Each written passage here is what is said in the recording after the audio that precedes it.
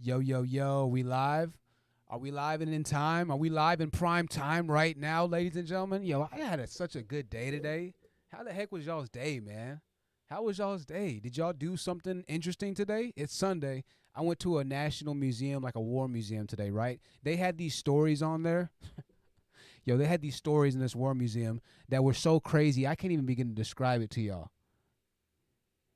Yo, I can't even describe it how crazy these stories were. Hold on. I'm making sure that my volume is okay. I forgot. I just plugged my phone. Crap. All right. Now the volume is a lot louder now. My bad. Volume's a lot louder now. Volume's a lot louder. We got 2 people watching. We got 9 people watching. What the heck is going on? Yo, shout out to y'all. 9 beautiful ass people in the building. What the heck? Yo, we got some stuff to talk about today, man. All right. Oh, Jesus. Help us, Lord. We got some stuff to talk about, ladies and gentlemen.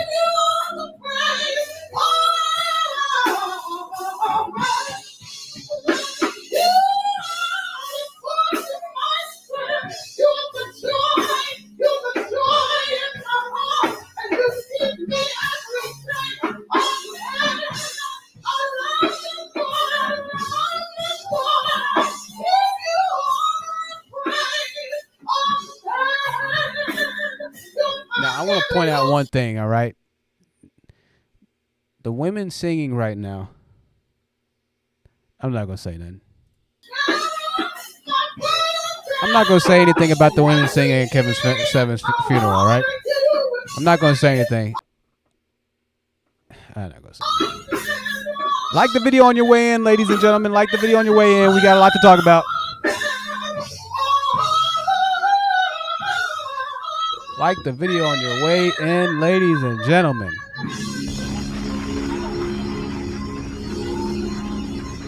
Woo! Jesus! Yes! Woo! Man, I tell you what. How the hell are you, ladies and gentlemen? How the hell are you? How the heaven are you, should I say, depending on how you feel, depending on who you think, depending on where you believe anyone stands when their day of time and come judgment, right? Hey, make sure you like this video. We got some serious stuff to talk about today, all right? We got, we've already talked about that. We talked about that. We talked about this. I know we talked about a lot, but we got some more serious stuff to talk about. Listen, Kevin Samuel's funeral just happened. This is what we just got done watching. This is what we're going to be watching for a little bit of time. We're going to be talking about Lolo as well, so we'll get to Lolo. Kevin's funeral just happened, y'all. This is footage from the funeral. It's choppy, it's grainy. The bit rate of the funeral was, my God, it looks like they live streamed it off of a potato from Akron, Ohio. And this does not do Kevin justice. I think that's the worst part. And I know people are going to get upset at me for saying, "What do you mean it doesn't do Kevin justice?" I'm just saying that it just looks so cheap. I know I can at least say that Kevin's look and his image was like one of the number one things he was concerned and cared about. I'm sorry. That funeral, yo, if that's my funeral, I would have told him. I would have come back from the dead and been like, "Yo, just go ahead and cremate me. Just go ahead and cremate me." Look at the comments here. Big Shirley singing at his funeral. Big Shirley singing at his funeral here. That's what the comment just said. And so they had, this was open to only, family and friends. This was only open to close people of Kevin. So there wasn't like a turnout from the manosphere. There wasn't this, there wasn't that. And I know, people have already kind of talked about this, but I just want to say my piece before we get to Lolo and then the monkeypox situation. My God, what's going on? What's really going on in the world, ladies and gentlemen? Hold on. Let's take a brief intermission, all right? Come on.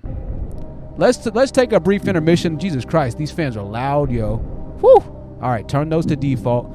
We're taking a brief intermission, y'all. Yo, we have something that's serious, all right? We have monkeypox, ladies and gentlemen. We have monkeypox, all right? Now, you might not know what monkeypox is. Trigger warning, I'm going to show you a picture that's kind of nasty, So trigger warning, don't look at this if you don't want to see what monkeypox is. We'll get back to Kevin and Lolo in a second. This is monkeypox, allegedly, but they're saying that this is in the United States. Well, this is 1997 image provided, whose skin displayed lesions. What are the symptoms of monkeypox? That's the symptoms right there. Milder than smallpox, according to the CDC. The disease starts with symptoms of the headache, fever, aches, leads to a rash. All right, so we got that there. Shout out to the CDC for keeping us safe. Appreciate you, CD. Appreciate you. But listen, above all, we still have President Biden at the wheel and the helm of control, ladies and gentlemen. All right? All right? So relax. Dig in. Joe's got us. Mr. President, quick question. What have your health advisors told you your level of concern should be about monkeypox and the cases that are in the United States and around the world? Well, they haven't told me the level of exposure yet, but it is something that everybody should be concerned about. We're working on it hard. We're about to go to war. What we do and what vaccine, if any, may be available for it. But it is a concern in the sense that if it were to spread, it's consequential.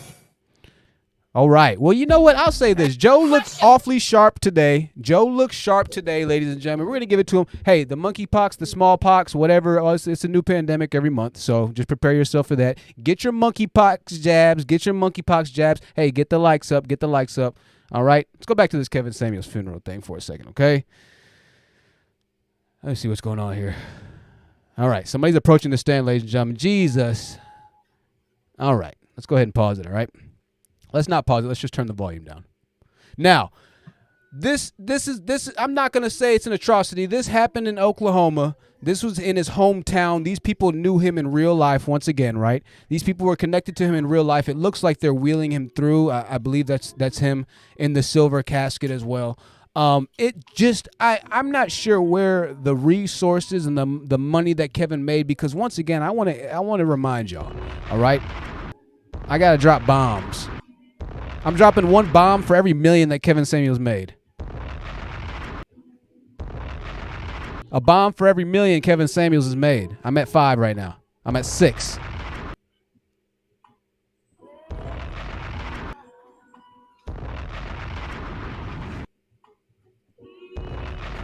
I believe Kevin made somewhere around $8 to $9 million when he passed. I believe everything at the end of it, Kevin probably had around, he probably made $8 to $9 million, yo. No lie. This YouTube money is serious. This is why everybody wants to do YouTube and everybody's always trying to, claim that they have their content stolen from them and stuff. It's because there's serious money in that. Y'all might not believe that. Just trust me as somebody that's made a little bit from YouTube, right? 8 to 9 million, I'm estimating, man. I don't see that type of response in this service right here, right? It just looks really basic. It looks really crazy. I'm going to keep the music playing while we're listening. I mean, I don't know if these people really did know him in real life or not. I'm not sure how many people are in this building or in this environment or what the deal is. I just know that it's a bit of it's a bit odd, right? It just seems a bit odd. So let's go ahead and fast forward this. All right. Let's see if this guy knows Kevin. By the judgments when he executed. The wicked is snared in the fork of his own hands. The wicked shall be turned into hell, and all the nations that forget God. For the needy shall always... I have a question. Why are funerals always so Christian based? Why are funerals always Christian based? It's an interesting thing to me. Whenever people get buried, it don't matter how bad of heathens they were. It don't matter how bad of a gremlin they were, how bad of a monster they were. It don't matter if there was the Antichrist himself. We're going to have the funeral at a church with somebody reading the holy text.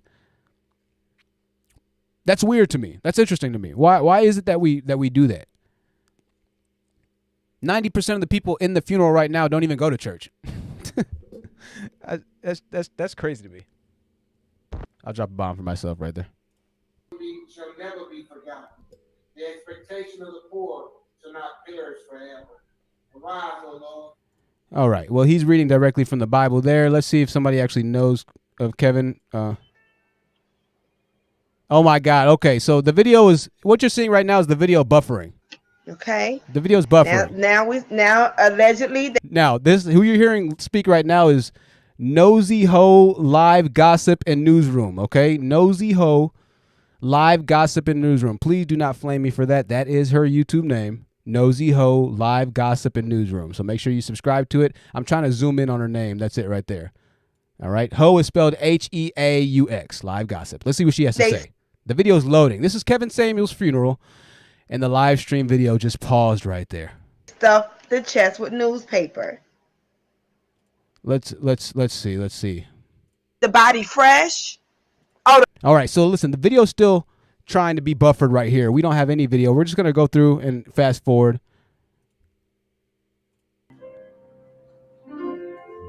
All right.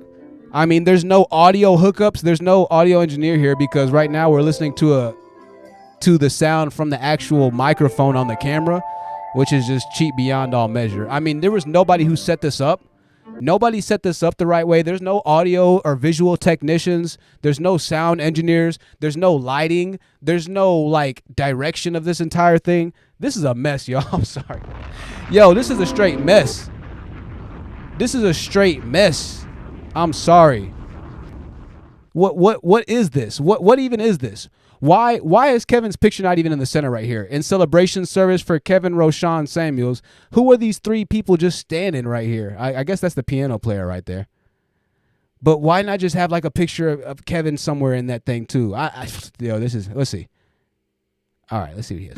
Oh, Heavenly Father God, whether it be at a midnight hour, you aren't there. Whether it be early in the That's pretty basic for funerals. Let's see who this is. Hours, weeks, and days ahead. You desire to make comments. So these are like really general, like, you know, when you pass, you have people that read scriptures, and at funerals, I hate going to funerals first of all, but you have people that read scriptures and all this really general stuff. The feeling I'm getting from this is a whole bunch of stuff that people are saying that's just normal say that you would say at a funeral, like, oh, they were such a good person, lean not on your own understanding, but always take comfort in the Lord and refuge in the Lord. I'm not saying one person that actually knew him though. Let's see if this person knew him. Comfort upon the gracious Father of heaven and earth, who will continue to be. I mean, we're reading scriptures at this point 24/7. This is one of those nitty gritty, down to earth, real bona fide brothers. Okay. That knows about struggles in life and knows about how to turn lemons into lemonade. Real work. Talk about issues that we like to sweep under the rug. A real brother. One who is able to deal with criticism and not allow criticism to bury him or to keep him from striving and reaching for the best. A real brother. Yes, sir. Yes, sir. A St. John Brett, in fact, a real brother who knew the Lord, who accepted the Lord, and was baptized under the leadership of Pastor Jackson. A real bona fide brother. The thing you know about him just by listening now is that he was a brother who lived. He didn't allow life to be cheated, his life to be cheated. He lived, he soared. He was able to climb to higher heights and not be suppressed by the limitations of Bro, if I die, just keep this in mind. I know this is grim talk, right? If I die, I don't want anybody speaking at my shit. Just know this right now, all right? If I die, I don't want anybody speaking at my shit that hasn't spoken to me in the past 10 years of my life. I don't want anybody speaking at my stuff that doesn't know my dad's name or my mom's name or my last name. So nobody speak at my funeral. If something bad or crazy happens to me, then I don't want anybody speaking at my funeral that I don't know. I'm just putting that out there right now. So if y'all go to Truth's funeral, if y'all go to my funeral and y'all see somebody speaking that you never saw on the channel, or you never heard me mention, or you knew they didn't watch the channel or something like that, I want you to raise all hell. I want you to walk up to my parents and tell them to kick them out. I want you to save this live stream and bring it up so they know. All right? Because this is sad. the environment around him. But not only did he live, Sister Beverly, he loved. Why Sister Beverly? Why are we talking to Sister Beverly right now? What does Sister Beverly do to you? Sister Beverly's like, what the fuck? Loving those. I glean just from listening to the few remarks that we had. Sister Beverly said, "Don't put me in this." That he was a brother who was a people person. No, he wasn't. How to share himself and share his gifts and invest himself and invest his gifts in the lives of others, making those around him better as he passed along. But then he also was a brother who lifted those who perhaps did not think themselves to be all of that and not able to achieve. I was listening to one podcast just Thursday. What? Where he was being interviewed, and throughout that interview, he talked about the needs for us, not to settle for the ordinary, but to strive for the extraordinary. Right. He was that kind of a brother, real brother. Kind of mac and cheese ministry. Don't settle for the ordinary, but go for the extraordinary. Listen, ladies and gentlemen, let's shift a little tones right now, right? Let's talk about Lolo for a second. Because you see, Lolo is the type of woman that Kevin Samuels' direct advice would have been to lay down, give up your virginity, even though we're literally talking about a freaking funeral right now. Make that make sense. Lay down, Lolo, give up your virginity.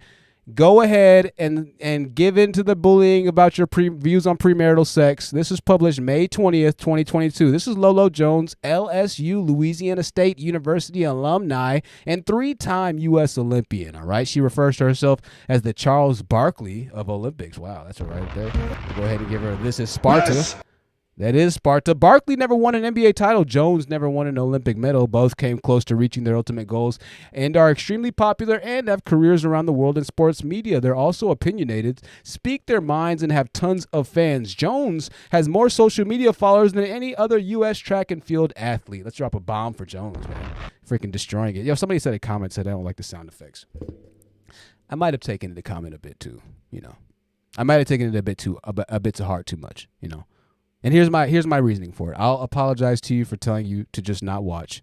That was a bit crass. If you don't like the sound effects, then I'll try to be more judicious, possibly, with dropping them less frequently and only when needed to maximize potential of the energy, okay, of the stream. So I'll try and chill on the sound effects.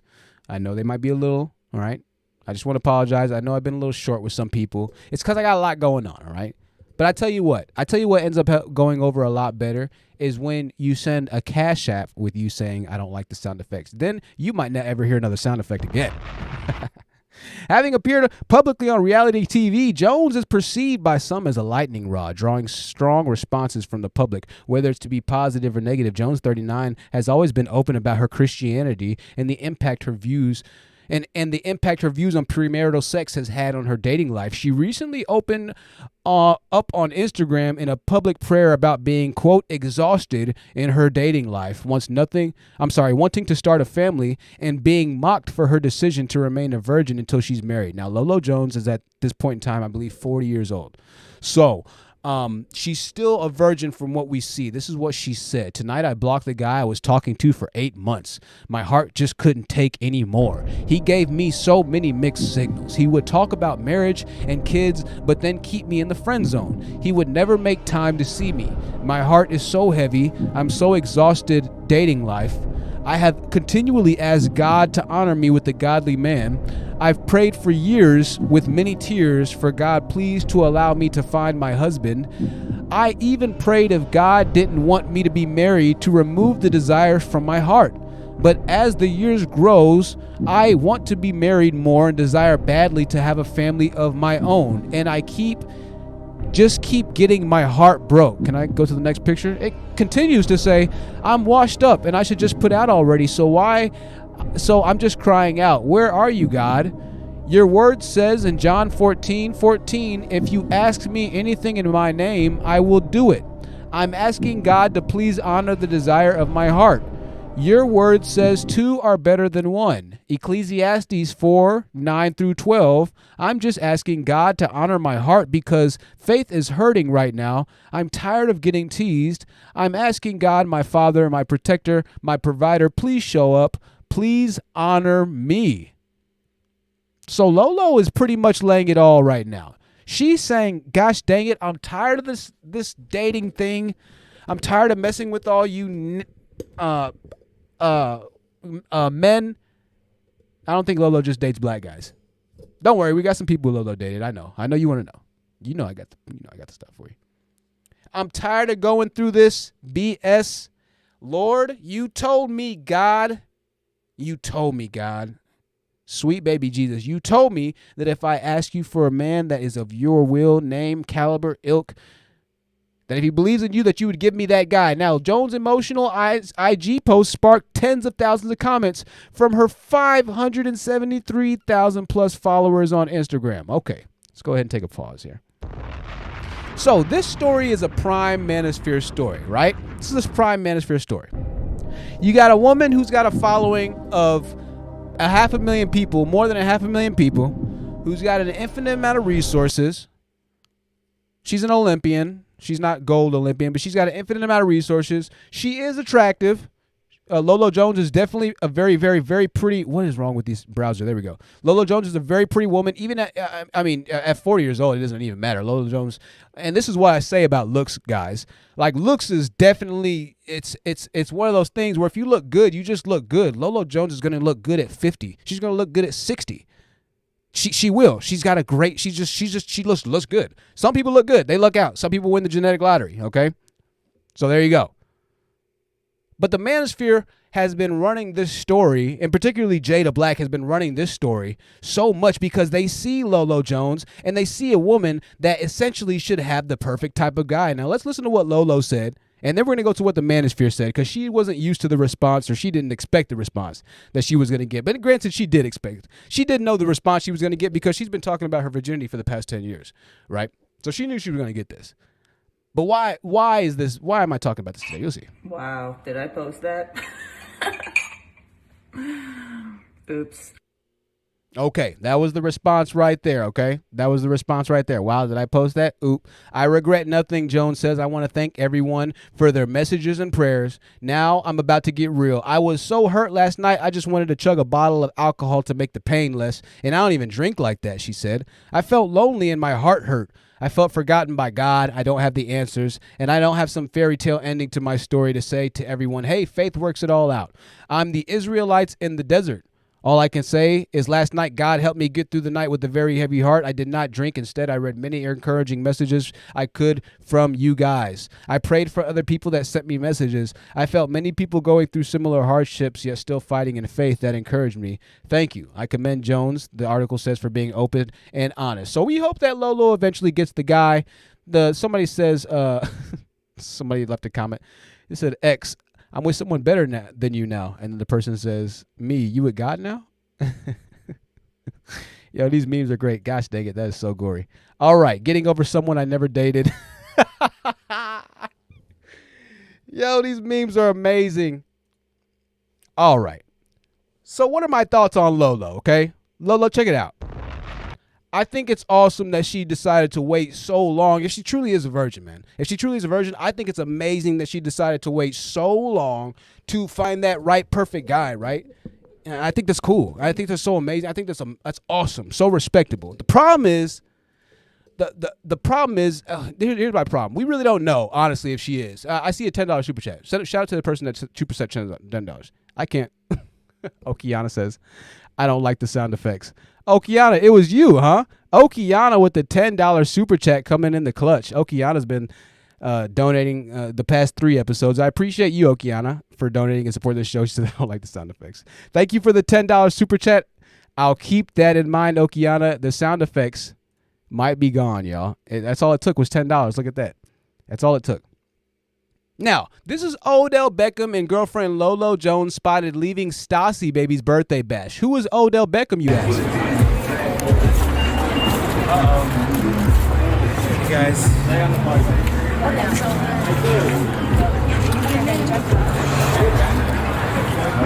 Good dog. All right, you get into the car. Look at that. What a gentleman. That's Odell Beckham, ladies and gentlemen. If you don't know who Odell Beckham is, then strap up your seatbelts. So let's go ahead and get into it. Odell Beckham is an NFL wide receiver. That's right. He's an NFL wide receiver that has made a lot of money. When I say a lot of money, he's made over $100 million in his career. He is balling outrageous, okay? Now, he dated Lolo Jones for a good amount of time. It's a very public relationship. Looks like that's his homeboy right there. They're definitely in LA. I can just tell by looking at the surroundings. They're definitely in LA, right?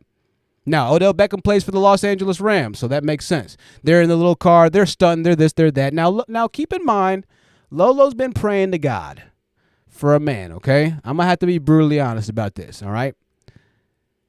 In my humble opinion, Lolo, Odell Beckham Jr. might not be... This is Sparta! All right. Listen, $100 tonight, we won't have any more sound effects. That might be the new way to make money, right? Just keep playing sound effects until people donate and they're like, yo, stop the sound effects. Ladies and gentlemen, and ladies, if you're looking for a guy, okay, I'm going to be honest with you here, okay? I'm going to be honest. I might just start trying to give ladies advice in dating. If you're looking for a guy, ladies and gentlemen, and ladies particularly, more than likely the type of guys like Odell, the players type of guys, aren't going to be the best ones for you, right? This dude is not going to be the best one for you. And the problem is that Lolo right here most likely is a legitimately good girl, right? Legit good girl. And she's sweet. She's this, she's that. But when you're talking about dating a guy like Odell Beckham, who literally can get just about any woman in the world, right? You have to understand, Lolo, what you're asking for is a guy that's going to be willing to live in a non-sensual or secular world, right? In a secular world in a non-secular way. And most people are not going to be able to live like that. Most people are not going to be able to have the ability to have hundreds of millions of dollars and then to not fornicate like mental or physically, right? Especially guys, right? Especially guys. So here's the thing here. And this is what the manosphere is really going on about, right? Lolo Jones is supposed to be the 40-year-old virgin for a woman. And so some people would classify Lolo Jones as a femcel. She's a feminine, celibate person, but she's voluntary, right? So she's a femcel, she's feminine, and she's celibate, right? You have incels, which are involuntary celibates, and you have femcels, right? So Lolo Jones would be a femcel, but this is the one case, ladies and gentlemen, this is the one case for sure, where I could honestly look at the situation and, you know, understand a bit more why, hey, Lolo, we might need to reassess some things here. And it's not even because she is a virgin at 40 years old. That's not even a problem. I'm going to be honest with you. I have no issue with the fact that she's a virgin at 40. I think that's amazing, and that's the way it should be, right? 100%. Now, Lolo is a public figure, so I think that part of it could be that she's looking for an athlete that's a public figure. She's an athlete herself, right? She's definitely in the media herself. She's an Olympian. So it would be in her best interest to find somebody that's an athlete so you can make these dang super babies. Make super babies and keep that thing going, right? Keep that thing going. But the issue I think a lot of people have with Lolo is that they peg every woman to be Lolo, right? They peg every woman to have all these options of guys out there, right? And to be able to choose any guy humanly possible and then don't come up with a single one. And that's not necessarily the case, right? The manosphere has kind of made or predicated this message that women have infinite options and they just are always trying to whatever. Now, this is interesting because this is something kind of going on with Lolo. This isn't the same type of thing, right? In modern men's minds type of deal, Lolo is going for the guys that, you know, that she can't get, essentially, type of yada, right? Which she shouldn't settle down with, right? Lolo's missing out on all the guys that she needs to be going after, right, is what they're trying to say. She shouldn't be chasing guys like Odell. And I get it. I do partially understand and agree. But my problem and my thing is, the response to Lolo should not be, oh, Lolo, you just need to lay down in bed and give it up, right? The response shouldn't be, oh, Lolo, you just need to, you're too late. You're over the hill now. Oh, Lolo, you do this. Oh, why are you waiting for God? No. That's not what the response should be. Because ultimately, if her intentions are pure at the end of the day, then she's honestly just misled is the biggest thing, right? She's just misled. Now, she might be choosing the wrong guys. She might be choosing, freaking hell, that was loud. Sorry. She might be, maybe just not moving right in a relationship whatever that means, right? But it sounds like she wants the ring on the finger before she ends up laying in bed with that person, right? She wants the ring in the finger before she ends up doing it. And I'll be quite frank and honest with you. See, I'll be quite frank and honest. Lolo, I'm sure, has had plenty of guys that wanted to marry her, right? I'm sure she's had plenty of guys that wanted to marry her. No problems. No questions asked. She'd have no problem marrying guys out there like that, right? She could probably walk down the street, and find a guy willing to marry her in 2 minutes. So why isn't she married, right? Why isn't she married? Well, it's the same reason that I just said. Lolo's not married because she has options. And so I think what a lot of y'all don't understand is this, and this is why I'm saying this, right? What a lot of y'all don't understand is this. Hold on. Lolo Jones dating.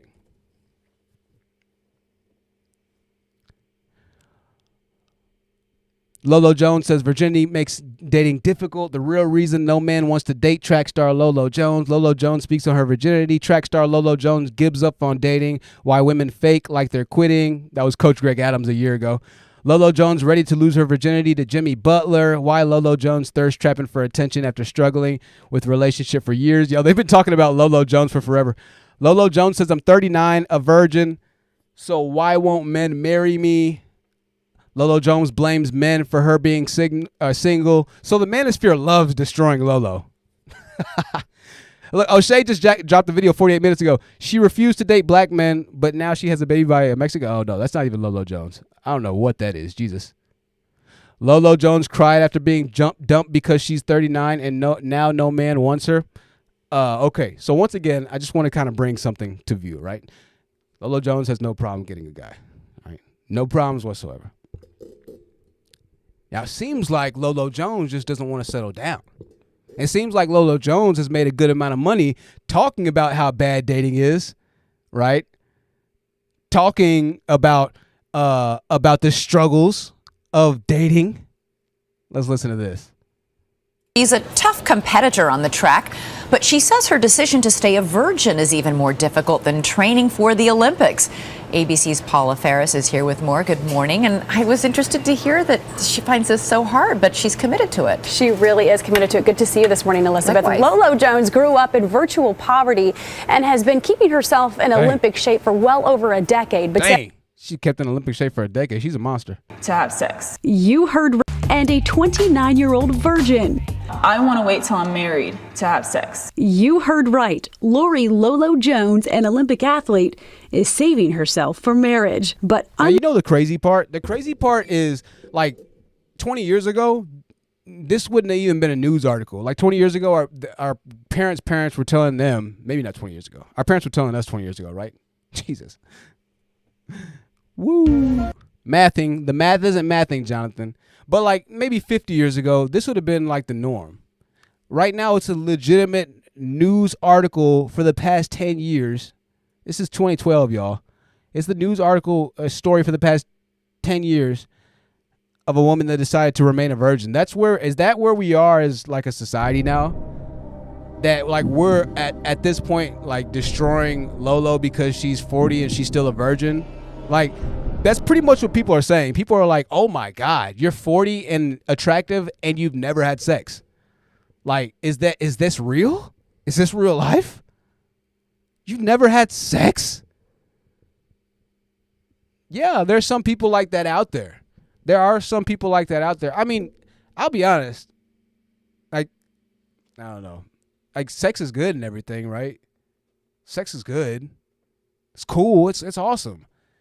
But I mean, sex takes a lot of work. It takes a lot of energy. You gotta make sure you eat before then. You gotta make sure you shower after then. You might have to like remove bedding. You might have to like, it's a lot that goes on with sex, man. It's not like you just lay down and then pop back up and go to a restaurant and pop back up with infinite energy, especially not for guys. So it's like, it's definitely a process. It's definitely a process. And it's not something that you just want to be willy-nilly out there with, with everybody. Not in 2022. You got to be careful with yourself.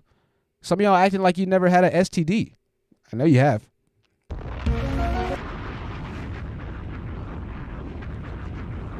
She just needs to lay down. Well, that's not what she ultimately needs to do. Her laying down and deciding to sleep with a man isn't necessarily going to guarantee that Lolo Jones finds a good quality man.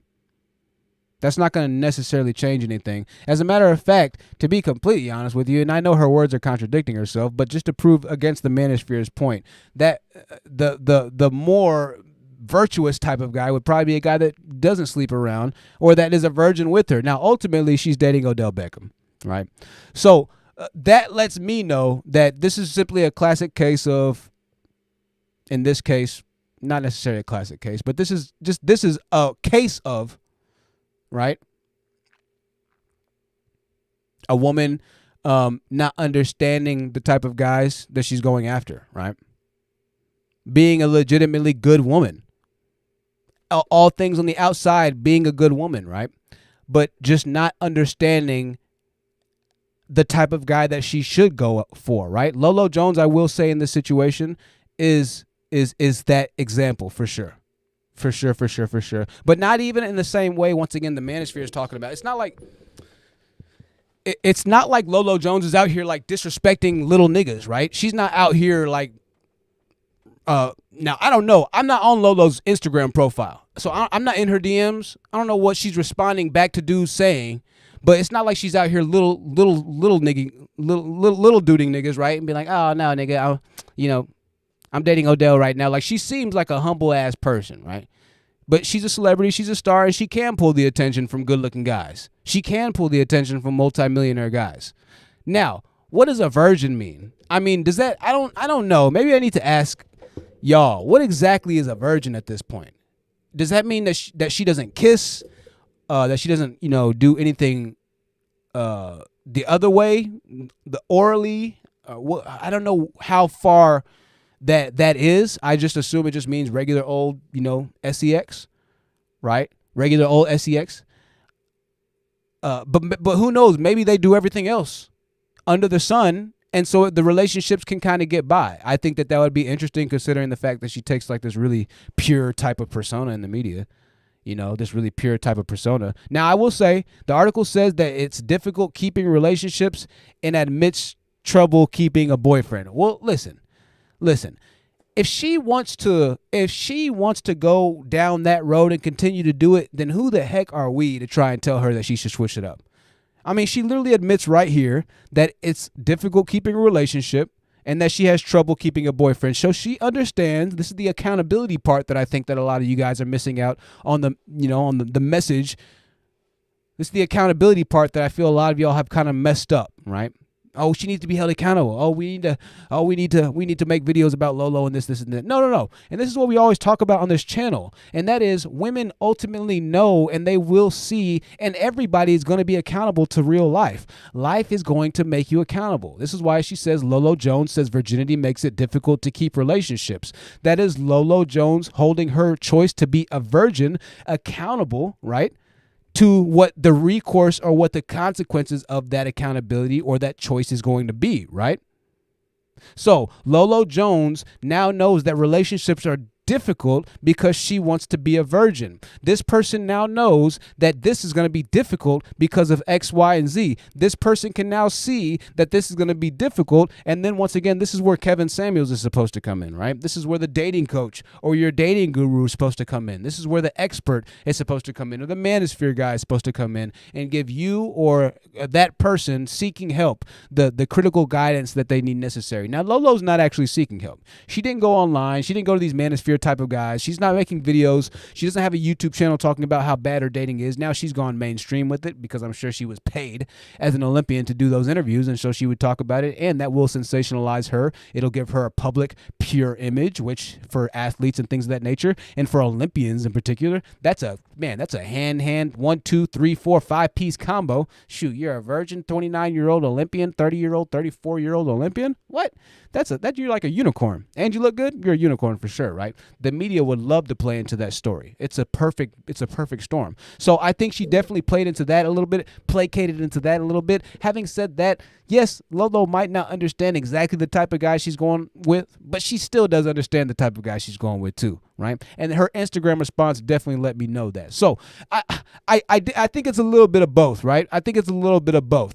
I think Lolo's out there dating, and she's with the Antonio Banderas, right? She's with the what's that dude? The wide receiver. I don't even know why I said Antonio Banderas. That's crazy. She's with the Antonio Banderas. She's with the popping type of dudes. And if it works, it works. But if it doesn't, it doesn't. Lolo's not losing any sleep, but most of you guys out there are, all right? Lolo's not losing any options right now.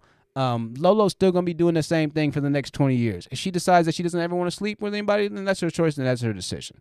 Having said that, though, I think she knows what's going on, but she's just really stubborn. And maybe she doesn't know what's going on a little bit, but I think she does know what's going on a little bit. Is that about clear? Is that clear enough for y'all? Let me go back to this Kevin Samuels funeral. We're not done. Down to earth, nitty gritty kind of a. I changed my mind on Lolo Jones. I think Lolo Jones knows exactly what she's doing. I haven't thought of it. Lolo Jones is not. She ain't missed a beat. Lolo Jones has not missed a beat. Let's go back to this. Brother who talked about issues that we like to sweep under the rug. But then the other day All right. My man watched one stream on Kevin Samuels and then became a Kevin Samuels like expert.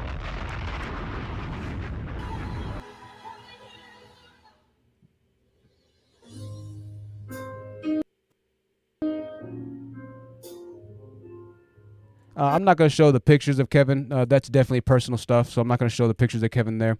I just want, and I'm not even trying to like roast the people in this funeral, man. I'm just saying like, and I know this was his home church for sure. You know, this was definitely his home church for sure. I'm just saying that it should have been done better. It should have been done better. There should have been people hired to make sure that this was taken care of. I'm not even a fan of Kevin. Y'all know where I stand on the Kevin Samuels train. I mean, I've made so many live streams about this dude, and you already still know, even in this time and day and age, where I stand with Kevin, right? But man, I tell you what, some of y'all, for the people trying to defend Kevin, Dennis Sperling, who I'm sure is watching, everybody else who's going to end up watching this, y'all made it really easy to pick apart Kevin Samuels in this entire thing going forward. I mean, the content that y'all are putting up, trying to stick up for him, like, I'm not going to lie, like, this whole situation is weird. Like, check out Dennis Sperling's community tab. This dude is supposed to be a lawyer, right? This dude's supposed to be a lawyer, like best friend to Kevin Samuels. He just said this today. Shout out to Kevin in the mix for introducing me to my fit, beautiful, inspirational fiance that prepares me these wonderful, quote, healthy meals. I ain't gonna lie. That shit looks amazing. Pff, bomb. Hey, credit where credit is due, my nigga. Credit where credit is due. All right? That looks amazing.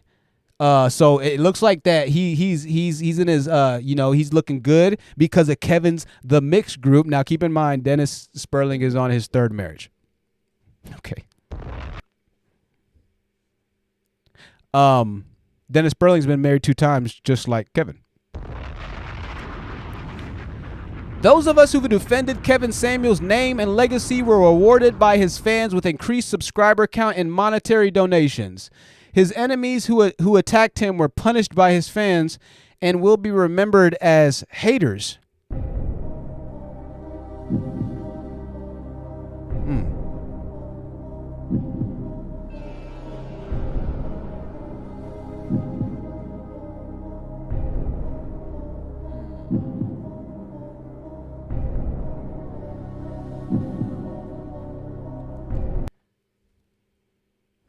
Kevin Samuels is a proxy for all black men. If they can destroy his legacy, they can destroy all of us. Me defending my black brother is me defending all of us. Shout out to the house ninjas doing Zaddy's work, Uncle D.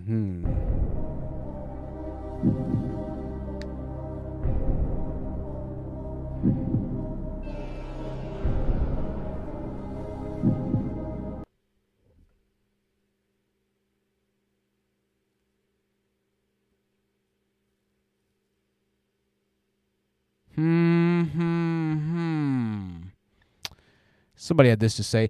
Kevin wanted Brother Sperling to be lifted up and doing what he's doing. All right, they supporting that. I've been fighting the internet for 2 weeks straight. I'm on my Kanye. Dennis been fighting the whole internet. Somebody said he's a spokesperson for the family, but he didn't go to the funeral.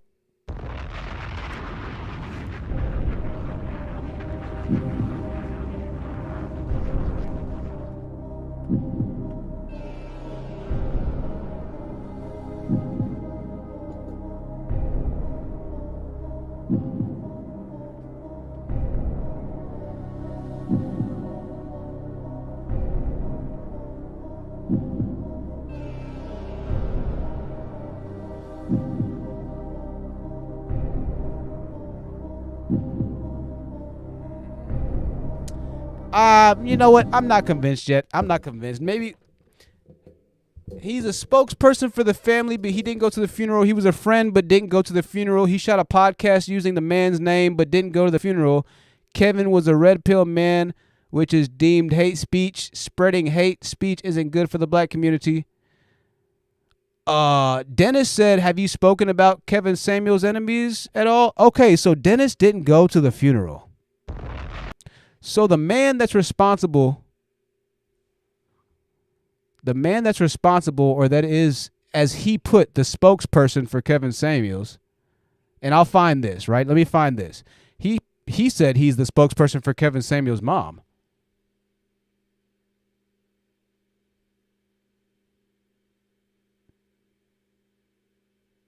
Let's see.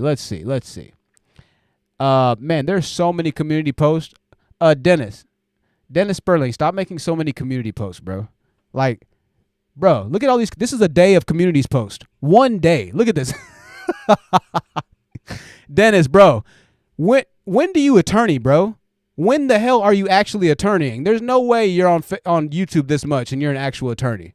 I'm sorry. I know he said he's rich. He probably is rich, to be honest. I don't know. If he says it, he probably is. After the super chats he got, he definitely is.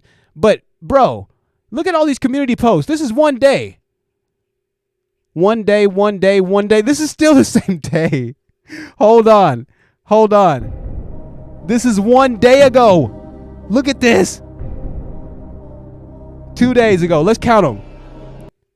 1, 2, 3, 4, 5, 6, 7, 8, 9, 10, 11, 12, 13, 14, 15, 16, 17, 18, 19, 20, 21, 22, 23, 24, 25, 26, 27, 28, 29, 30, 31, 32, 7 hours ago, 33, 7 hours ago, 34, 6 hours ago, 35, 6 hours ago, 36 messages and community posts from the high-value best friend, family member, and representative of Kevin Samuel's family, Dennis Sperling.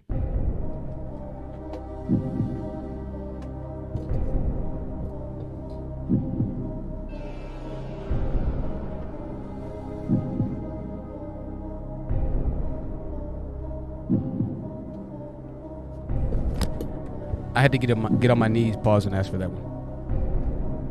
Sometimes you need to humble yourself in front of the Lord. This is Sparta! Ask for wisdom and understanding. Sometimes you just need to fall on your knees and ask to be rid of your impurities. You know, I'll say it. Listen, ladies and gentlemen, all right? Whether or not you think Dennis is a good representation. Look, I was going to try and find the post that he made.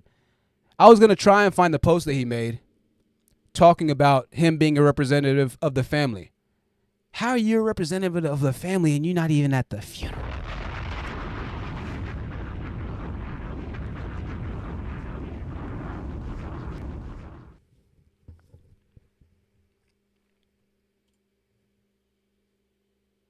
"36 community posts in 1 day.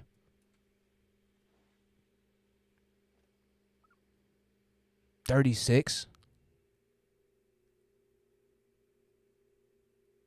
Yo, he's responding. Organic Black says, wow, he seems unhinged. Yo, he's responding to people in the comments. He's responding to people in the comments. He'll be in the comments, right? Or somebody will be like, Dennis, you seem like you're asking for money. He'll respond back to him like, your mom seems like she's asking for money. I was like, what's wrong with this dude? What's wrong with this dude? This nigga is crazy. This nigga is crazy. I was like, bro, that's not the type. See, that's the problem. Niggas end up becoming attorneys and end up just being nigga attorneys. Like, bro, I don't want you representing anything ever that I'll have to go through. I'll just take, you know, hey, I'll just take the court appointed, Your Honor. Shit. Court appointed, Your Honor. I'll take a court appointed. Boy, Dennis Sperling's gonna come walking in. Fuck. He gonna be like, man, dog, I want you to take the plea deal, dog. I talked to the judge already, dog. The judge isn't playing, dog. Go ahead and take the plea deal. I'm like, damn. Damn, Dennis. I ain't gonna lie, dog. Shit. I got into an argument with the judge probably 2 years ago, so you might as well go ahead and take the plea deal, my dog. All right, let's see these. Look at this. Look at this weird ass nigga, bro. Look at this. This is a weird ass dude, bro. He said, shout out to the men of Kappa Alpha Psi Fraternities Incorporating for placing, I don't know, blah, blah, blah, blah. I have informed Miss Beverly, Kevin Samuel's mom, of this apology. I don't know, something like that. Somebody said, just curious, are these fraternities branches or part of Freemasonry? I don't even know what that means, but this nigga Dennis said, they are all aliens from outer space coming to eat your brains and replace them with chips in order to enslave you as one of their minions?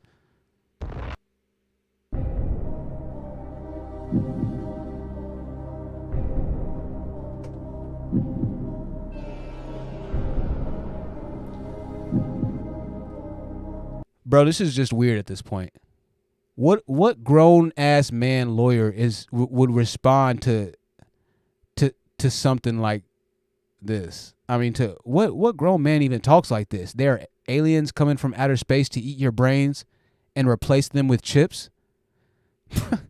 Bro, y'all niggas wonder why y'all have issues with women, dog. Y'all niggas really sit here and wonder why y'all have issues with women. Y'all niggas are fucking weird. Y'all are weird. Like, I'm weird.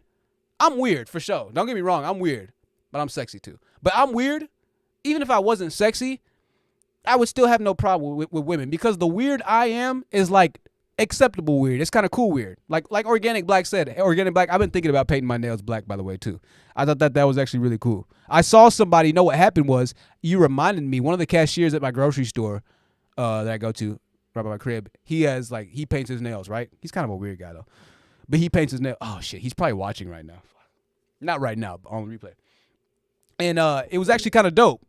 I was like, oh, that's kind of cool. It's kind of like rockerish and stuff like that. I feel like a rock star sometimes. So I might go ahead and paint the nails, shake some stuff up. Oh, let me tell y'all, man. Y'all are going to trip when y'all see THT TV. THT TV is going to be so dope. I don't want to give it away what everything is, but like, I'm filming a lot of footage right now. Man, we're filming a lot of vlogs right now. THT TV is going to be the one-stop shop where you can come watch at any given time. Granted, not any given time, but just about. That's all I'm going to say, right? That's all I'm going to say. Just know it's going to be lit. THT TV is going to be stupid, y'all. I'm so excited for it. And make sure y'all can, if y'all can, donate. I'm trying to buy a new iPhone. I got, the phone I'm streaming on, and then I got this little bitty phone right here that I do my StreamYards crap off of. But I need a better camera for vlogging. So I can either get a camera. I had a camera, but I sold it. So kill me. I need the money. But I want a better camera than that one. I had a Sony a6000, so I either want a Sony a7R or I want the iPhone 13. But once y'all see THT TV, y'all gonna be like, okay, yeah, take my money. Take my money. It's gonna be amazing, yo. Nobody's done what THT TV is gonna be. Nobody's done it before. And it's gonna be a little different, a little off, but it's gonna be entertaining as heck. I already know it is, because I've started editing it, and it's crazy, man. It's like, okay, this is what I wanted it to be. It's still not everything that I thought it was gonna be in my mind, but eventually we'll get there. When you start getting better equipment, more resources, eventually you'll get there. Let me just show y'all this story real quickly. I want to tell y'all this story. This is a horrible story. A trigger warning, ladies and gentlemen. Do not watch this if you're sensitive. If you're sensitive to loss of life. This is a woman who was killed in a very tragic way. But I want to talk about this. I have a wireless plan for my business, but all of my as we wait for this to kind of happen, the story surrounding this is, this woman is a Christian woman who would go and minister to prisoners, to men who were getting out of prison, and she ended up losing her life in a very horrific way. So let's listen to this. DeKalb County Police. A suspect is now in custody in DeKalb County after being accused of stabbing and killing a pastor. DeKalb County Police tell us 27-year-old Christopher Griggs stabbed 57-year-old Marita Harrell on Wednesday night in Lithonia. Police say he then drove her body in her van about 5 miles away on Coffee Road. The pastor was later found dead in the van, partially burned. According to the church website, Harrell was the pastor of Connections at Metropolitan United Methodist Church. She lived in Atlanta for more than 30 years. She leaves behind a husband of 27 years and 2 daughters. Griggs is now facing charges. So the story on this particular case is really sad because that woman's husband had told her that she needed to stop ministering to these guys. As a matter of fact, this is what the article says. The report said that he had, quote, told his wife not to meet anymore with people who have just been released from jail for safety reasons. The report goes on to state a friend who had also warned her about such meetings, but Harrell said she wanted to, quote, help people who have been in jail. According to her connections at the Metropolitan bio, Harrell lived in Atlanta for more than 30 years and had a husband of 27 years and 2 daughters.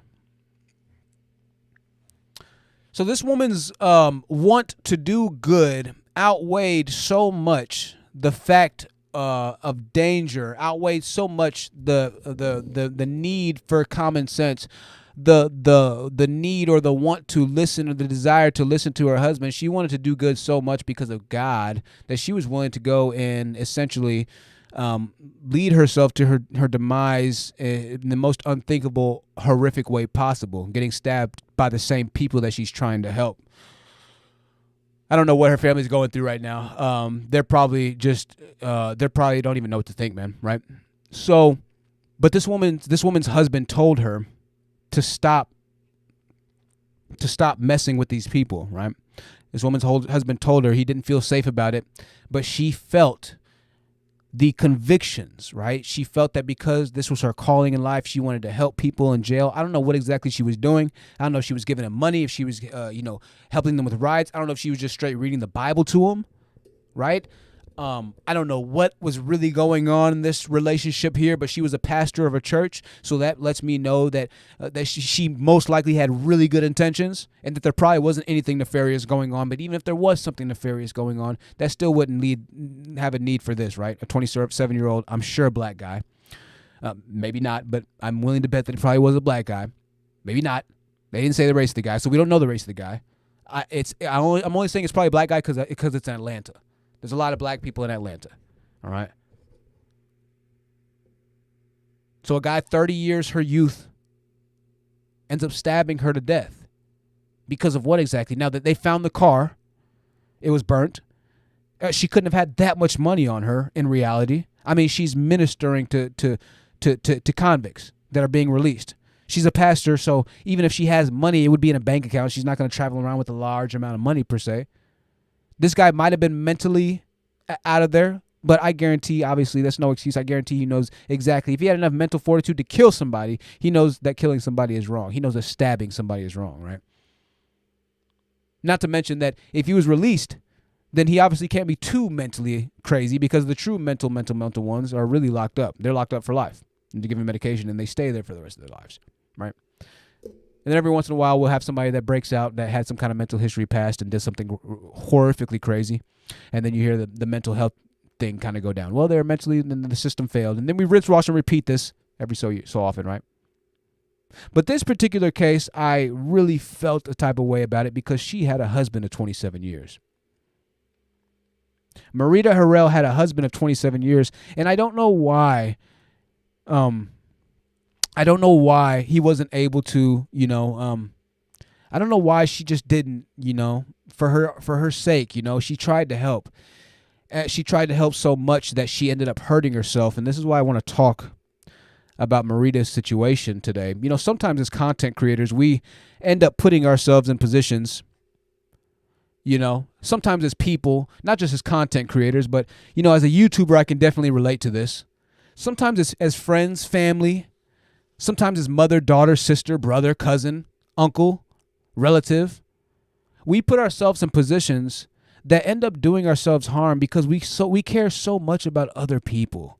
We care so much about helping the other person that we don't ultimately care if it does even hurt us. And then you have some people on YouTube in these communities who care so much about the message needing to be done, who care so much about their favorite content creator's word and will needing to be done, that they are willing to give up and give and lay down the ultimate sacrifice, which would be their identity, themselves, for the message to prosper, right? Now, they do this in the knowledge of what's going down. You see, Marita, who was killed, didn't understand that she was going to be killed that day. She didn't know that that was her last day on earth. She didn't know. But there are a lot of people, and people will be talking about here upcoming shortly, right? There are a lot of people on this internet space that pretty much do the same thing. There are a lot of people in real life, right? Like yourself, maybe, hopefully not, that are in toxic relationships, toxic areas. You watch these toxic spaces, and you just think that because because you have deemed for whatever reason or another that this is what you should be doing. You've deemed for whatever reason or another this is what's appropriate to you. You're willing to ignore all warnings. You're willing to ignore all red flags. You're willing to ignore all advice. You're willing to ignore all videos that everybody makes about your favorite content creators or your favorite best friend or that person in your life, because you ultimately feel like at the end of the day, your mission, your purpose is to try and help people, or is to try and help a certain demographic, right? You see, the thing about helping other people, and I've come to realize this, is at a certain point, you can't help everybody. At a certain point, you trying to go forward and help everybody will be your demise. It's not could be. It's not might be. You trying to help everybody in this beautiful God-created world of ours, which has been plunged into madness, which might be plunged into World War III any day now, to be quite honest with you, right? We don't know. Government officials are talking about it like, oh, yeah, we got to send more stuff to...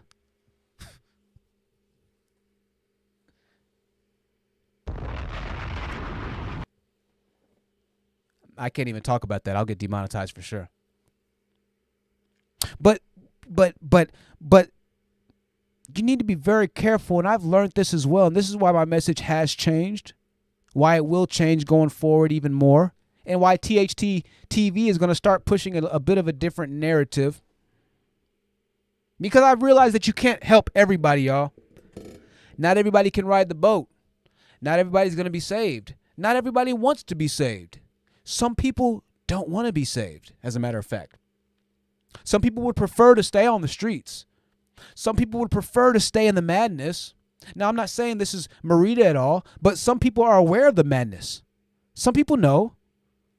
Marita, in some cases, they just don't understand how deep the well goes. Some people know about Cynthia and Nyla. Some people know about their favorite content creators. Some people know about Kevin, and some people know about all these and this person, that. Some people know about insert your favorite person that has controversy here, right? They just don't know truly how bad they are until something happens to them, right? And then all of a sudden you have content being made for hours upon hours. All of a sudden you have broken hearts, right? But you've always been around that element, and people tried to tell you about that element. But humans are so stubborn that a lot of us are not going to learn until something happens. People won't learn until something happens. I'm starting to learn that now. I was the same way. My pop used to tell me, son, you're the type of person where some things are better learned than taught. He said, I can't tell you everything. I'm starting to realize that now, right?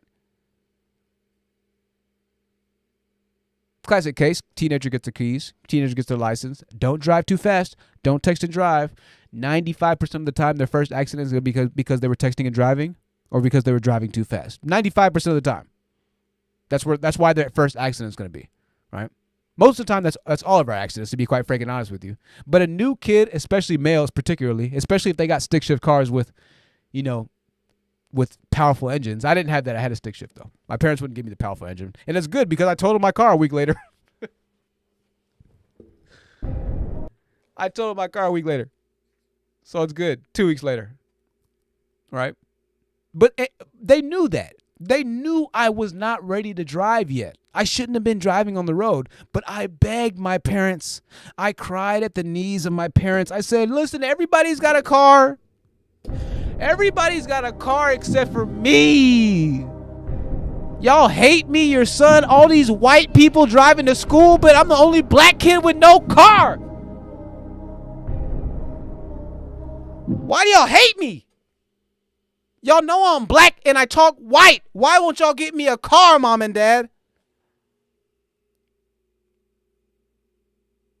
I felt that way, you know. And they got me a car and I totaled it 2 weeks later. This is Sparta! So, what's the narrative of the story? I don't know. You're going to have to take that for yourself. Diana Prince is in the building, ladies and gentlemen. Diana Prince says you have to use discernment. You have to use discernment. God also sends warnings about people before they harm you. That's what happened to that poor lady. Diana Prince, you are absolutely spot on. I've been having people pop into my lives and giving me warnings of discernment. I had people tell me to be careful of certain people even before something happened. And I know this is why a lot of y'all don't believe in mysticism. A lot of y'all don't believe in the dark arts, per se, as you can call it. A lot of y'all don't believe in hoodoo, voodoo, and things of that nature. Let me tell you, it's real. A lot of y'all do believe in it, but you don't believe that there's a positive effect in it. I'm at the point in my life now to where I try and take in and learn as much as I can, because I had a pretty big epiphany, right? I had a pretty big epiphany when I was in college, and I was experimenting on a lot of different types of experimentals and going through a lot. I'm not for everyone says humans are stupid. I'm not for everyone. You're very right. Organic Black, I do learn the hard way. Trunks versus the Boondocks sort of showed me this message, especially when no one listens to Huey, which is why Granddad and Riley learned the hard way. Trunks versus in the building, absolutely. Yeah, we learned the hard way, man. We learned the hard way. This is why it's so hard to try and tell people like, yo, these people are bad. Like, I don't know. Yeah, I don't know. In a couple years, you're going to be like, yo, F this person. Like, yeah, we tried to tell you. Don't say I didn't tell you so, right? We have to learn the hard way to some extent, right? What was I saying? I was telling a story. I forgot the story I was telling. Somebody remind me of the story I was telling. Oh, yeah. So, I know we don't believe, and we have a lot of different beliefs, but once again, I believe that if the heart is good, if a person's heart is good, I'm willing to learn as much as possible. Oh, going back to my college days, I experimented one day, and I was experimenting, right? That's all I'm going to say there. I experimented. Pretty serious, man.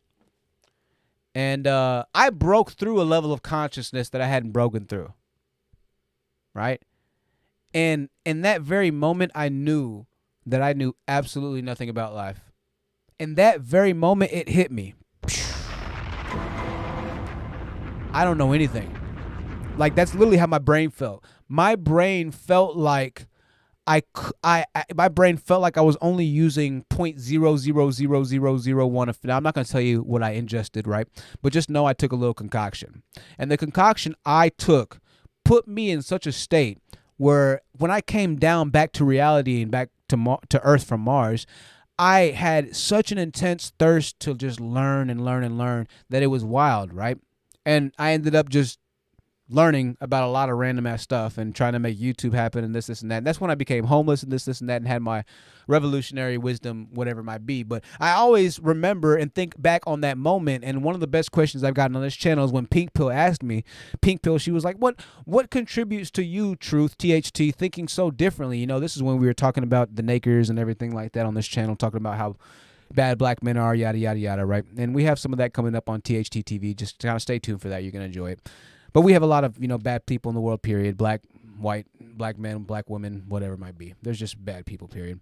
So, but she asked me, she was like, what makes you think so differently, right? And I can honestly tell you that if I had listened to all the advice, and you should listen to advice now because they have fentanyl now. They didn't have fentanyl when I was making my concoctions and my cocktails. Now they have fentanyl, and people are dying from fentanyl. People are dying left and right. So don't do any more concoctions. That time, y'all missed it. Little kids, y'all missed it. If you're not getting your stuff prescribed directly from the doctor yourself from a legitimate ailment that you have, don't take anything because there's a good chance you'll probably end up getting some fent, right? And so I know that if I had never put myself in that position, which on the outside, right, is like a terrible thing to do, never take drugs, never pop pills, never do anything like that. But I know, looking back at it, that if I had never done that concoction, I would not be the same person I am today. I would be nowhere close to the truth that you're seeing right now. I would probably be somewhere like in like a trade room in a New York tower somewhere, like just trading, doing stock trading or something like that. If I had never actually delved into my mind or realized, it's so crazy, right? But drugs on the outside, and I'm talking about this because we talked about mysticism. We talked about the dark arts and hoodoo and witchcraft, as a lot of y'all will say, and this and that. And listen, drugs, don't do drugs. Drugs are bad. Lots of people have died from drugs, 1,000,000%, right? But I'm saying also, and I'd be remiss to not say that my experience is a bit different, And I said that to say that my different experience does not unvalidate the fact that drugs are still bad. No, that simply gives me the will and the need to learn even more about this now. Me not dying from a particular instance, me not going through a particular adverse effect immediately from that, right?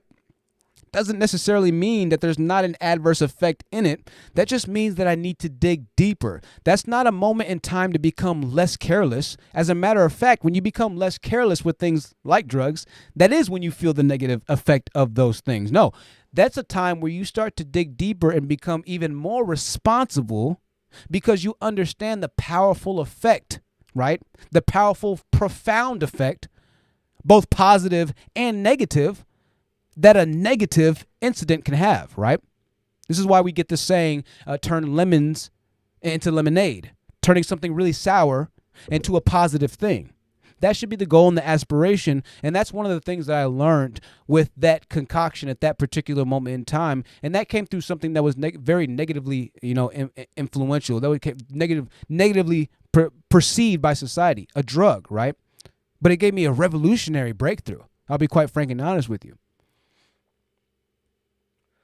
So we don't understand everything that goes on around us. And moreover, when you are told something, I think the better thing to do is to find out for yourself. Don't just be told something to be told something. No, go find out for yourself. If you hear a rumor, go dig into it and figure out some information. If you hear something, go learn about it yourself. You see, in the process of learning, you're going to learn the good and the bad when you try and seek out the knowledge yourself, right? When you try and actually go forward and realistically figure out what's going on in the situation. But you just simply saying, oh, yeah, I know that some prisoners are bad, but don't worry, we're going to be okay here. Oh, yeah, I know that some drugs are bad, but don't worry, my cousin sells. My cousin only gives me the best. Oh, I know that this person has this history, but don't worry because they've gone through this. No. Instead of just willy-nilly doing that, now you're going to say, oh, I know that this is dangerous. I've experienced this a little bit, and I'm going to make sure that I handle every single interaction that I have accordingly, or I'll just completely limit this because I know now we're starting to get to a place where they're starting to mix the fent with the pills. I know now we're starting to get to a place where gas is starting to go up, rent is going up so high, and people are starting to get desperate. I might not be able to keep moving like I was at 57 talking to these criminals or these convicts. You know what I mean? I might not have that it might be time to switch some things around. You see, sometimes the negativity, right? Sometimes that negative can be that blessing, man. Sometimes that pain, that little bit of suffering that you went through can be your blessing and you just don't see it yet. Sometimes you walking around willy-nilly like this world is a good-ass place to be can be the worst thing for you. That's why we say it's a blessing in disguise. I try and look at these situations that I've had. I try and look at me being doxxed and me losing so much on this YouTube thing. I try and look at everything and try and put what's the biggest situation here? And that ultimately is where I come to every single time I think about these negative situations. As bad as they could be, the most negative situation to the least negative situation is that there's a blessing in disguise in that because I'm still here, right? I'm still alive and I'm still breathing. I still have time and I still have opportunities to make this thing right. right? That's the conversation that should be had. That's the big conversation, right? I'm still here. I'm still breathing. I still have chances and opportunities to make this right. Let me make sure people are still watching. Hour and 14 minutes, right? Hit the like. 70 people watching. 70 people watching. So a lot of times we like to get really down and hard on people, and the manosphere does this a lot, right? The manosphere does this a lot. I don't know why I pressed that button. The manosphere does this a lot, right? Getting down on women for, getting down on, when people, we beat people up for making the wrong choices and this and that. Let me tell you something though, ladies and gentlemen, okay? You're still here.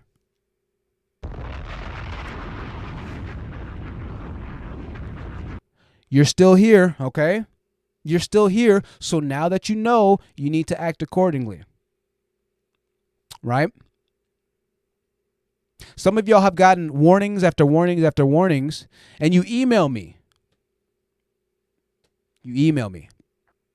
And I try and respond back to everybody.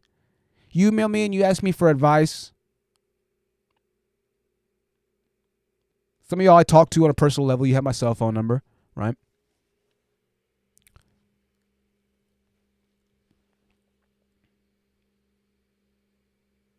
And you bring the negative situations to me, right? And we're all guilty of this, y'all. We're all guilty of not, being true to ourselves. We're all guilty of this. We're all guilty of seeing flags and being like, oh, whatever. We are. But some of y'all bring the pain, right, to me in the form of a question. Some of y'all bring the pain to me in the form of, asking for advice, counsel, and things like that. And I show you the pain where you can learn from it, right? I show you the negative and the blessing that could be learned out of the negative, right? But instead of the learning or taking that blessing from that negative, you continue to take the negative.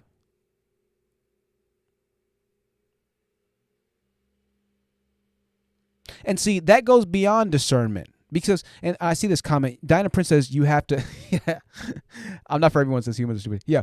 And so, oh, those are old comments, my bad. And so,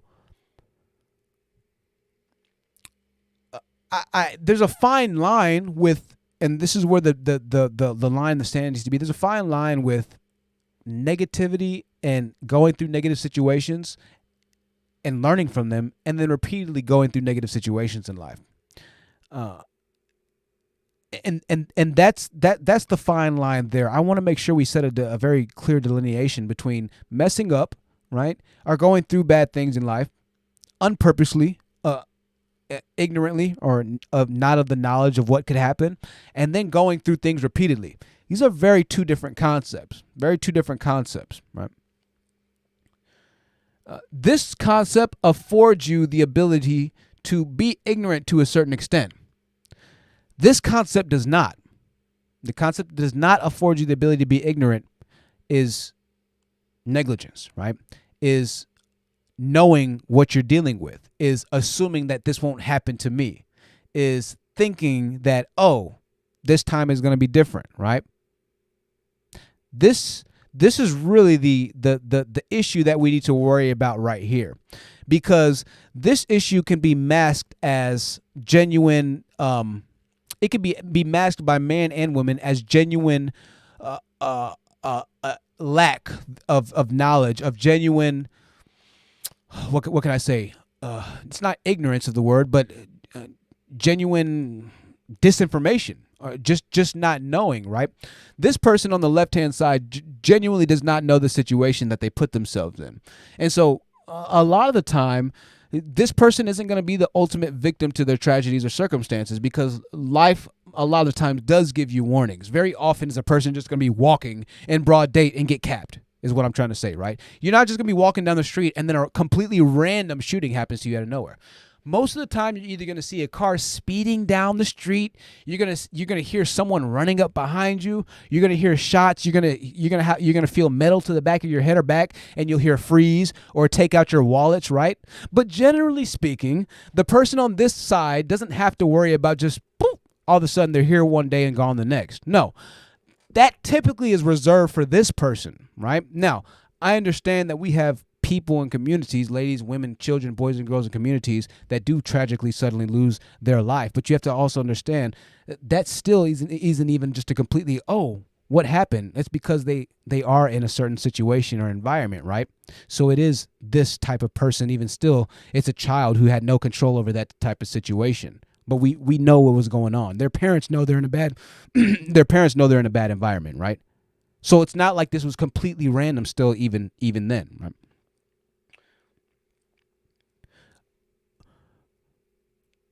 A lot of people, and this is why I'm saying this, I'll kind of wrap this up. A lot of people, and I feel like a lot of people through these past couple of weeks have gone from these type of people to this type of person, where they didn't know what was going on. They had no idea all the injustices, this and that. And obviously we're talking about the Cynthia G thing right now, right? But instead of this complete ignorance of the law, now they're just negligent of the law. They transferred, right? To where they're like, oh, well, you know what? Hey, well, yeah, there is a risk. Oh, you know what? Oh, well, hey, it hasn't been a shooting over here in a long time. Oh, right? This is that. And so now at this point, right, it's just a matter of time. It's just a matter of time, because you stay in this environment long enough, you keep mixing with this element long enough, and eventually the element starts to mix back with you, right? Unless you're oil and water, in which case you wouldn't have the elements mixing to begin with. There would be no purpose for that, right? There'd be no purpose for oil and water to mix.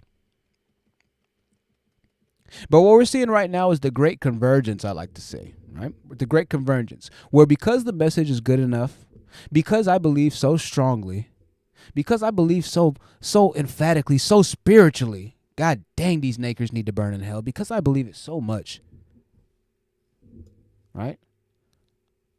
We'll take the ignorance of what was going on behind the scenes, and we're going to turn it to negligence, because we need to keep our mission up. We need to keep the faith going, and we need to ensure that we do not stop preaching the good word of God. We can't do that. We cannot do that, ladies and gentlemen, because if we do that, then what are we doing? If we give up the good word, the good message, and the good faith, then what are we doing? You trying to talk bad about my favorite content creator? You trying to talk bad about my Lord in Christ? What are we doing? Yeah, I know you care about me, woman sphere. I know you care about black women. Husband, I know you love me, husband. I know you love me, but I gotta preach the word of God. I know we've been married for 27 years, but I need to preach the word of God.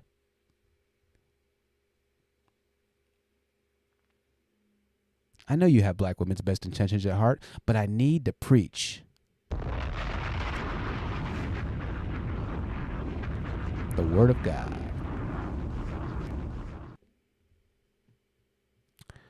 For some of y'all, the word of God is going to lead you right into God's hands. And you don't even know it yet. Listen, if you're enjoying the show, make sure you leave a like. Make sure you leave a like. We try and cover things that are deep. Seeking Him Daily says, THT, did you engage in astral projection? Ladies and gentlemen, make sure we, if you can, donate. I understand. Listen, I am on broke too, and times are whatever. If you can donate, support the channel, you can click that link right there. Cash App, PayPal. Alexander Brandon, good to see you tonight, Alexander. Did you engage in astral projection? No, not purposely when I was on my concoction. I'll tell you this, though. And I talked about this on the stream one night. I believe I did astral project when I was when I was a teenager. We were living in Michigan at the time, and I was in the 5th grade at Hemmeter Elementary School, or 4th grade, I think. Hemmeter Elementary School, Saginaw, Michigan. And I'd come home from school, 8, yada, yada, yada, and it was time to go to bed, right? So laid down, went to sleep, just like a normal night, and I dreamed I could fly. And so I was flying around my city, You know, I was flying everywhere, and the sky was purple. It was a dark purple, beautiful color purple, dark purple, and I was just flying over people's houses like this and just looking everywhere, and it was so much fun. I could vividly remember this dream like it was yesterday.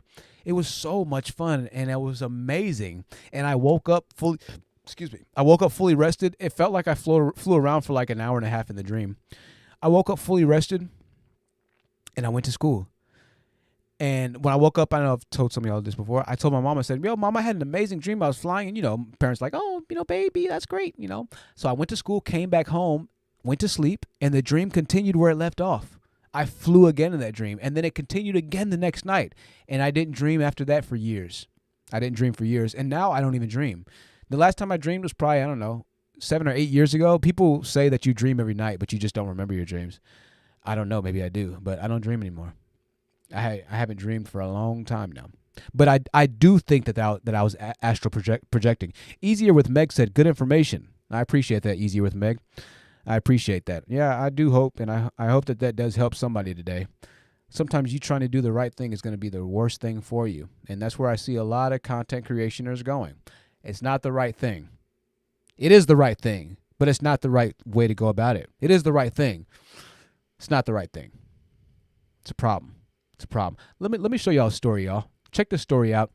We'll go back to some things in a second, but I just had to bring this to y'all. This guy that you're seeing right now had a heart attack on a plane. Check this out. Incoherent. I have no idea how to fly the airplane. What you just heard of the passenger saying, I've got a serious situation here. My pilot has gone incoherent. I have no idea how to fly the airplane. Amazing, right? The pilot's gone. What the pilot? He is incoherent. He is out. Incredibly, the 39-year-old passenger, Darren Harrison, landed the plane with zero flying experience. Now the pilot is giving doctors permission to tell him. Bruh, this dude landed a plane with zero flight experience. Some people are just cut from a different cloth, man. This dude had a heart attack. The pilot had a heart attack on the plane. This dude guided him to safety while he was having a heart attack. Talked to radio people. After never flying a plane, talked to radio control and landed the plane. Boy, some people are just cut from a different cloth, man. I thought that was an insane story. I just had to bring that to y'all. Kenneth Allen is the pilot. 64 years old. He had a tear in his aorta. What a story, man, huh? What a story. Anyways, I was supposed to bring that earlier on the live stream, but here we are now. It's doing news an hour and a half into the live stream. Welcome. Like the video. We'll look at some more of y'all's comments. That is amazing to me, dude. That dude landed a plane. I guess maybe it's not that hard. Organic Black said, good message. Hey, it's so good to see you all in the building. I hope that you enjoyed your day. Yo, I'm so excited for THT TV, man. I can't even begin to describe to y'all how excited I am for it. You know how I am, though, y'all. Whenever I get my mind into a new thing, I'm balls to the wall. I'm all out with it. And I want to just, man, I've been editing so much these past couple of days. I edited like probably 5 hours yesterday. I'm not going to lie. It was probably like 5 hours of edits, which is sit in this chair and edit for 5 hours. Very difficult, super tedious, but I'm getting content cranked out. Yo, there's going to be so many crazy videos. Y'all going to be like, what the is going on? Yo, I'm serious. Like, I'm dead serious. Y'all are going to see a video of me skydiving on THT TV.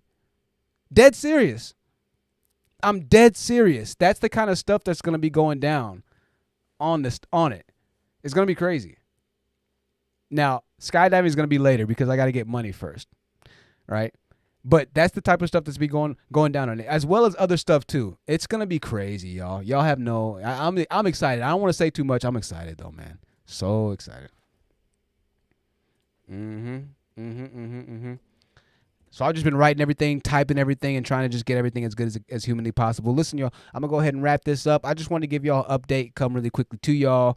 I won't be live streaming as much just because there's, we don't have as much, donations right now. But I will say, oh, geez, Tabitha coming through with 50. As soon as I say that, Tabitha coming through with 50 on the Cash App. I always feel so bad. Tabitha, thank you so much for the $50 super chat on the Cash App. Keep speaking your truth, young bro. We love you. I love you too, Tabitha.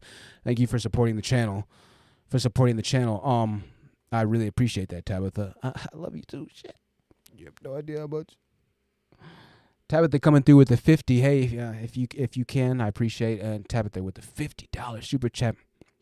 Always coming through in the building to support the channel and the cause. I appreciate that so much. So much. So much. We have 70 plus people still watching. Yo, look, only 37 likes. It's free to hit the like button. It's literally free to hit the like button. Hit the like button on the stream. Hit the like button. Hit the like button on the stream. All right? Hit the like button on the stream. If we don't hit the like button on the stream, I'm going to make every single stream from now on members only except for the THT TV live streams. Every single other stream is going to be members only if you don't hit like on the stream. Tabitha with a $50 super chat coming through in the clutch. I appreciate that, Tab. And I appreciate you for watching as well. Right? I appreciate you for watching. THT said, Organic Black said, THT, some people are energy vampires. They keep talking to you about problems but don't really want solutions. They have to learn the hard way. That's absolutely true, Organic Black. And that's what we start to see on the YouTube spaces, right? That's what we start to see on the YouTube spaces is the continual pointing of the problem. The continual pointing of the problem. I've just never been that type of person. And even in the pointing of the problems, I try and point out the solutions, even in me pointing out the problems, right? I try and give what that solution would be. For instance, one of the problems that we often talked about, in this dating type of thing is that, guys just aren't where they need to be type of deal, right? Well, that's part of the solution is that guys aren't where they need to be. And if you get where you need to be, that's going to solve part of your problem, right? And so I'll focus on that issue that guys aren't where they need to be type of deal, right? And if we had a guy come on, then we'll tell him that, hey, you need to do better for yourself, yada, yada, yada. But that is part of the solution. And so there are times when the problem can be discussed at end because it is part of the solution. But that's not what we're seeing a lot of the time. A lot of the time we're seeing just this kind of really a blanket encompassing rhetoric of, oh, this general group of people, this general amount of people, or this, and that, right? And it's broken down into generalities, where we know there's true stereotypes and things of that nature, but But if you're going to point out problems as if they're solutions, then you have to really, really, really dig deep and thoroughly and get into that problem. Like how we used to do on our old live streams, right? Where we used to get into statistical analyzations. We used to get into all kinds of graph charts, and I was doing all kinds of stuff, bringing all kinds of numbers just to show that the solution is to get these numbers up, and that the problem of these numbers being not high enough is the problem as well, right? But now it's not even that. I mean, at this point, it pretty much it's just a circus fest at this point, right? I mean, YouTube and don't get me wrong, it's not just in this sector. I mean, we can see everybody in YouTube beefs. I mean, what did I see the other day? I saw dreadlock YouTubers beefing. You know what I mean? They were like one of the dreadlock YouTubers had been doing dreadlocks on YouTube for a long time. His name's Gunther, right? He's got his channel called Great Locks. And so he made clickbaity titles, saying, oh, this YouTuber has fake dreadlocks, because they messaged him a long time ago before he became famous, before both of them became famous. But now they're both famous, and this dude's trying to capitalize a little bit by mentioning that, oh, this YouTuber mentioned me or messaged me a long time ago. So they've been having beef back and forth, right? But of course, the beef is all to monetize the drama. So they're making money on the beef. You know what I'm saying? They're making money. I'll show you who I'm talking about because it's kind of funny. I'm not going to lie. Let's check it out. Kai Cenat dreadlock. And the thing about it is, Gunther is like actually a nice guy. He's a Christian. Like, he's married. Why would you actually want beef? But everybody beefs on YouTube, I'm starting to see. No, because I hate your dreadlocks. I hate your What am I, what? Just beef. YouTube is so messy, bro. YouTube is so messy. Like, you feel what I'm saying? I understand what you're saying. So that title in particular, Duke Dennis got ugly dreadlocks. Yeah. From jump, I tackle that situation, right? Yeah. I say, Duke Dennis, you have good look. Your dreadlocks look sharp. You know what I mean? Like they look good. So why you couldn't put that title as Duke Dennis has? Why black people? Why? That's not just black people. And this is part of the other problem, right? It does appeal to the natural human side of us. We love confrontation. I watched this entire 20-minute video. Now, granted, because I wanted to figure out what the issue was. But then I realized that there really is no issue. And Kai, the black dude, the dude right here on the right-hand side, is kind of just making up this issue and this problem. And they're monetizing it. They're making money off of this. He's got 14,700 people watching him right now. 14,700 people watching him right now. And they're both essentially smiling, right? But if you were to listen, the whole it would be like you would think it's some real beef. You would think it's some real beef. Now, I'm saying that to say that the beef sector is like it's like in damn near every single section of YouTube. You got white dudes who own car channels who are beefing with each other. I kid you not. But what makes it so much harder for us in our particular section, Blackistan, if you will, on YouTube, is that the beef that goes on in Blackistan and YouTube, it's like life-changing beef. You know what I'm saying? Like these dudes right here are beefing over dreadlocks. These dudes right here are beefing over like, what was it? The latest one? The one where you talking about my extensions. Okay, let's talk about that. They're talking about him, you're embarrassing me, this, and that. Yo, over in this sphere and sector, people take it up to levels that's just like ungodly, right? That's just crazy, man. Just crazy. But having said that, I just wanted to bring to attention that I know that white people beef. I know, and I'm saying that because this, right? Here in a little bit, you're going to start to see a resurgence. You're going to start to see a resurgence of anti-whiteness, right? You're going to start to see a resurgence or a surgence of anti-whiteness, all right? Tennille M, love the show tonight, she says. Wow, shout out to you, Tennille. Tennille M says, love the show tonight. Thank you. Tennille, I'm glad you like the show. Thank you, Tennille M, for supporting the channel. Organic Black said there's beef in every sector. That's absolutely right. Tennille said, you're welcome. Tabitha. Tennille, loved your name. Durora is in the building. Chavez says, it's like seeing G Unit versus Murder Inc., but without the hit music. Yeah. That's so good to see Chavez in the building. Good to have y'all in the building. Durora says, as long as they're not trashing black women, I don't care what they're arguing about. Hey, I get you there, Durora. I definitely get you there. 1,000,000%. 1,000,000%. Yeah, there's going to be kind of a resurgence. I'm seeing like a lot of, people kind of aligning with Kevin Samuels, like the Red Supremes and all these other people kind of aligning with and with Kevin and the Manosphere thing of like, we need to stop propagating, white people and this and that and anti-white people and anti-white this and that. And I don't want that to be the message either. That's definitely not the message either, right? Because the last thing we need is for a race war to happen, and I don't know what's going on with people in the United States with this whole race war thing and everything like that. And I know everybody feels really differently on racial injustice and police reform and this and that. But let me just go ahead and break this down to y'all, all right? And I need y'all to hear me out here, okay? Going forward, when I talk about race relations and things of that nature, I'm going to be talking about it from the perspective of solution-minded perspectives. Healing, maybe, perspectives. Maybe that's a bit far. I don't want to say that. I'm sure that's a bit too egregious. But I'm going to speak about race relations from a solution point mindset. And mindset?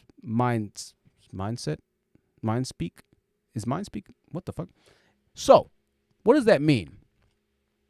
That means that going forward, when we do discuss white people or interracial dating or whatever other concept we talk about that has to do with other races of people, not just white people, that conversation is going to be a bit interestingly different because I need to handle certain situations in a certain manner. We'll get to there when we get to it. I know when I talk about things, a lot of y'all are just like, what? Until I do it, and you're like, oh, that makes sense. So, having said that, there's something that I just don't know why, not sure why the media is pushing this so hard. This race baiting agenda. This race war agenda. And I talked about this a little bit. I'm not going to get back into any of these right now. We're not going to talk about any of these right now at all. I get it.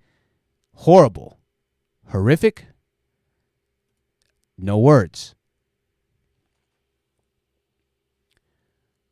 But there is something else going on, ladies and gentlemen. I'm not going to say anything past that. There is something else going on. I mean, for God's sakes, listen to what I mean here, okay? Listen to this.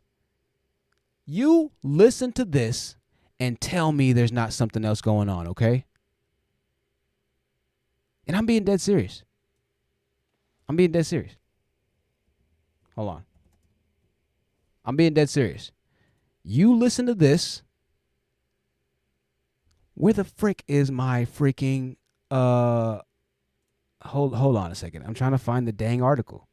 You listen to this and tell me that there is not something going on, ladies and gentlemen. All right? Are you ready for it? I'm not. I'm still looking for it. But are you ready for it, though? All right. You said you're ready? One in the chat if you're ready. Like the stream if you're ready. Like the stream if you are ready. Jesus Christ. Like the stream if you're ready. Hold on. Let me show you what I'm talking about. Monkey. I just gave it away right there. I just gave it away if you heard. All right? Let me tell you why I believe there's something else going on.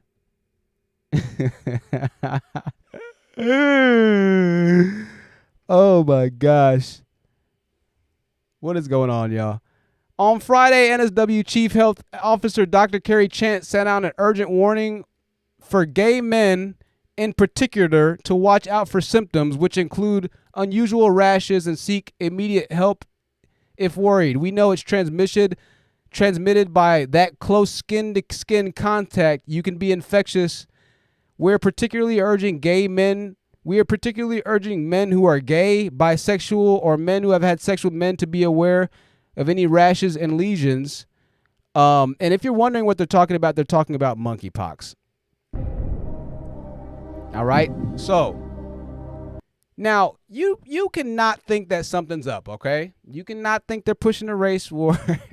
But let me tell you, monkeypox is gonna show you otherwise, ladies and gentlemen. You just prepare. Obviously, I'm being a bit satirical right now, right? So, Susan at YouTube, don't demonetize me just yet. But I just need to let you know that I just don't know what's going on. Australia's party scene has been put on high alert after the nation recorded its first 2 cases of monkeypox, which are believed to be sex-related, okay? I know. When you thought that the pandemic could get any worse, when you thought we were going to be okay, when you thought, ladies and gentlemen, that there was hope at the end of the tunnel, no, there's not. There is no hope at the end of the tunnel, ladies and gentlemen. Do you truly know what's waiting for you at the end of that tunnel? Would you like to know what's waiting for you at the end of the tunnel? Like the stream if you want to know what's waiting for you at the end of the tunnel. You want to know what's waiting for you at the end of this tunnel, ladies and gentlemen? It's not hope. No. Right there.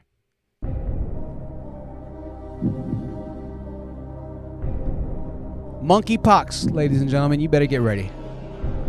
If you're gay, you're done for. Sorry. Monkeypox is here, y'all. One in the chat if you're scared of getting monkeypox. One in the chat if you're scared of getting monkeypox.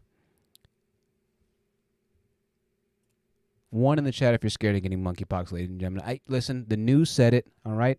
I'm not saying, ladies and gentlemen, they're trying to start a race war, that monkeypox isn't here.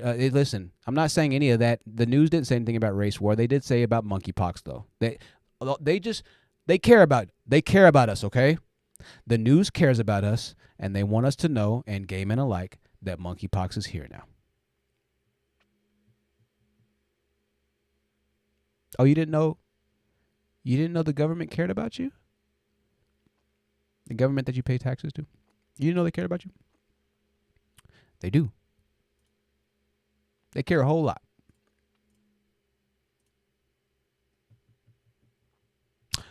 So, will you be getting your monkeypox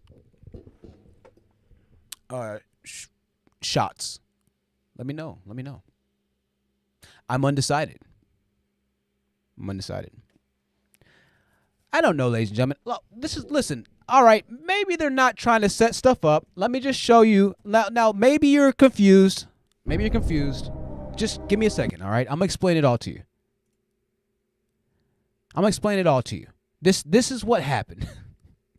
I got this from the Thais. From Thais. Make sure y'all subscribe to Thais. Let me put Thais' channel up because he shared this story to me, the Thais report. Yo, Thais report is hilarious, man. He's live right now. He's got a Sunday pop-up. A lot of y'all, I know we're not church people or anything like that, but he's got this. Yo, it's hilarious, man. I watch this dude. He's hilarious. He's a gay man. Hilarious. Just hilarious. He's not hilarious because he's gay.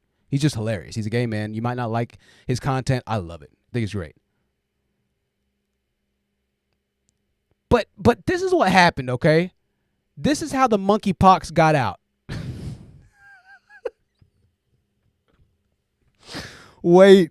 Wait until you hear this. He read this story, and I was like, what is going on in the world right now? What is going on? It's called monkeypox because it was first identified in laboratory with monkeys. Hold on. I'm trying to find the damn... Can't find the fucking... This shit pisses me off, man. God damn, dude. This shit pisses me the fuck off. All right, I found the link. It's like, geez, I have the link just for this. Okay, lightening up the mood. All loose monkeys accounted for following Pennsylvania highway crash. The vehicle carrying an estimated 100 monkeys was involved in a crash, and 3 monkeys escaped.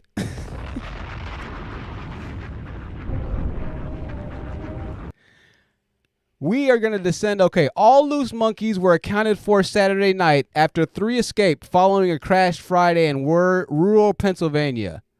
This was January 21st, so keep that in mind.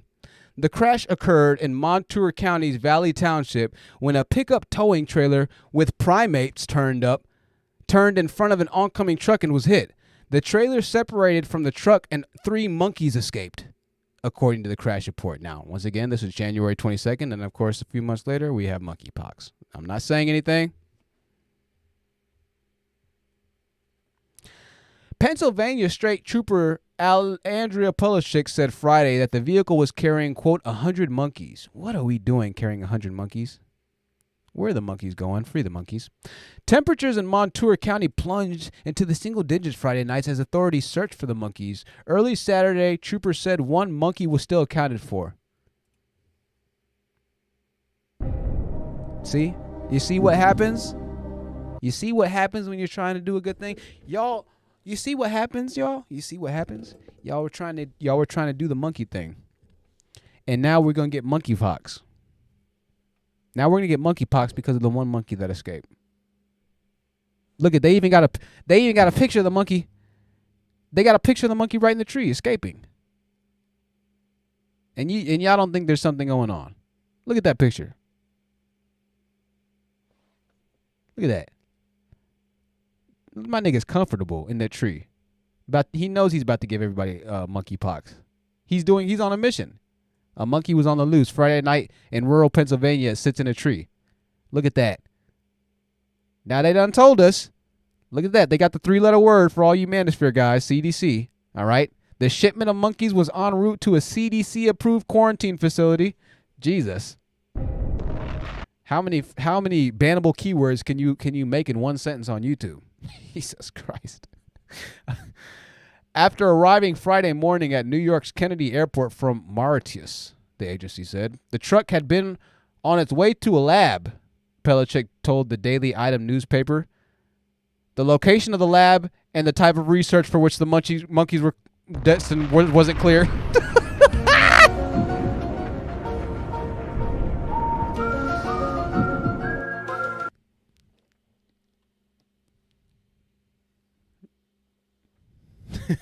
So we don't know where the monkeys was going, but they escaped. Asked if the missing monkeys had any health issues, the trooper said it wasn't clear. Oh my goodness. What a world we live in, y'all. What a freaking world, dude. Humans are just hilarious. I mean, it's just absolute gold at this point. The stories write themselves. We just have to sit and you just got to make it. Just don't do anything crazy. Just keep surviving, y'all. Okay? Keep surviving and absolutely, Tabitha, my man's was up there straight chilling, you know? Like, what are y'all trying to get me for? I'm in the tree and I'm doing good. I feel good. I have fur. I'm all right. They're going crazy though. That was a national news article. That monkey didn't want to be there. Y'all put the monkey there. What do y'all want? Like Thais said. Thais always says, "What do y'all want me to do?" Shit. Yo, that nigga Thais hilarious. Oh my gosh. All right, let's read some comments really quickly. Yeah, I'm having a good time with y'all today. I appreciate y'all donating, man. That makes the live stream so much easier to do, man. I mean, you know, if we can get $40 or $50, that's perfect, man. You know, don't need a lot, but it helps so much. You know, it's like, okay, we can keep this going. All these distractions. Yes, I want apocalyptic movies. Okay, Classic Yaya wants apocalyptic movies. Classic Yaya, you stay tuned because freaking they already made the apocalyptic movie for you, my dear. It's freaking, what is it? Planet of the Apes? That's it. Is this real life Planet of the Apes? Oh my gosh. That's what I should have titled this stream. I should have titled it Planet of the Apes / Monkeypox. What the heck? I missed out on freaking bang. Hello. Get with the times, Jonathan. All right. They got your movie right here, though, yeah. Look at that. That's apocalyptic. Jesus. Imagine you waking up and you seeing that. It'd be scary to see this than it would to see Caesar, the actual, like, 2022 version of Planet of the Apes. I'd be much more scared seeing this bro looking at me than this dude. This dude, I'd be like, my nigga, what's up, bro? Caesar. This dude would be like, whoa, what is going on? So there you go there. There you go there. Yo, cringe for that 70s Planet of the Apes. But I know people saw that movie. They were like, yo, that's lit. Chavis, Tyrese voice, what do you want from me? Yo, Tyrese saying that, yo, he'd be like, he calls himself mother, right? He calls himself mother. And so he'd be like, girl, y'all be trying to tell me mother, Juanita Bynum just broke up with her boyfriend. Okay. What do y'all want me to do? Child, I can't. He's a genius, man. Extremely talented. He's going to do well. He's going to do really well. You got to support the talented ones, man. We got to support the talented people in our community. Let me already change from monkeypox. Yo, what happened? Let me already change the name of monkeypox before they ban us from saying it like they did with the Coco virus. I'll be calling it Donkey Kong virus or Donkey Kong disease. Yo, Chavez, bomb for you. Bomb for Chavez. I shouldn't even be saying monkeypox, to be honest with you, because you're right. That is going to be a banned keyword. Yo, what happened to the Coco virus? What happened to that? What's going on? Did anybody, y'all let me in the chat know. Do y'all know anybody personally that ended up passing from the pandemic that we had? I just want to know. You know, I know it was real and I know people did, but I mean, I haven't heard anything about that since they talked about masks disappearing.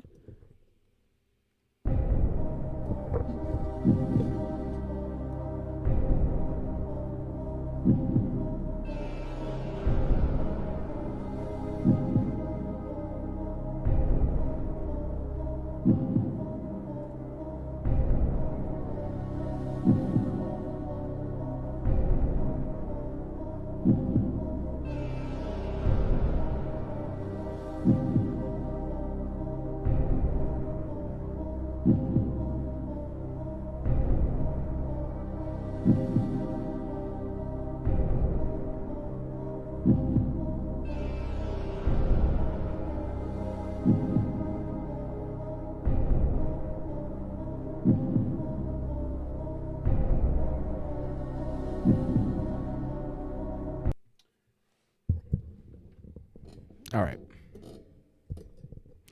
Maybe I'm asking the wrong questions. No, I'm not asking the wrong questions. We need to go. What we need to do is we need to go ahead and handle it like we tell all the black guys to handle it. Okay. Okay. If you got smoke, not black guys, men period. If you got smoke, go find the person you got smoke with. All right. So be on the lookout in THT TV, y'all. I'm gonna sit down with some politicians. And by politicians, I mean that it might be just somebody that, was a senator in 1970, and now they're chilling. All right. But we're going to get to the bottom of this because we need to honestly know. We do need to know what's going on. We need to know about Monkeygate. We need to know about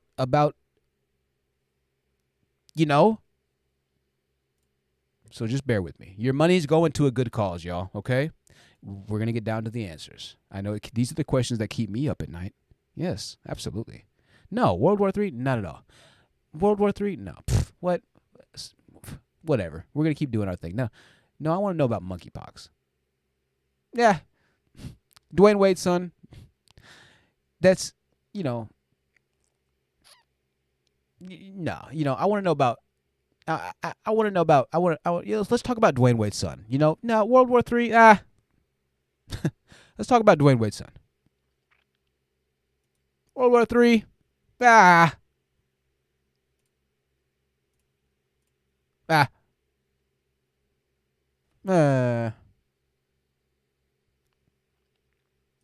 want to talk about bet problem? Now let's just talk about Nakers.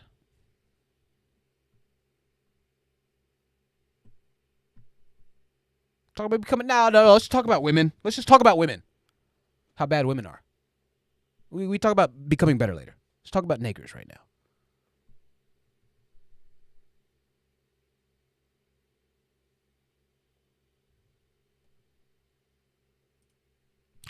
Okay. Naker on.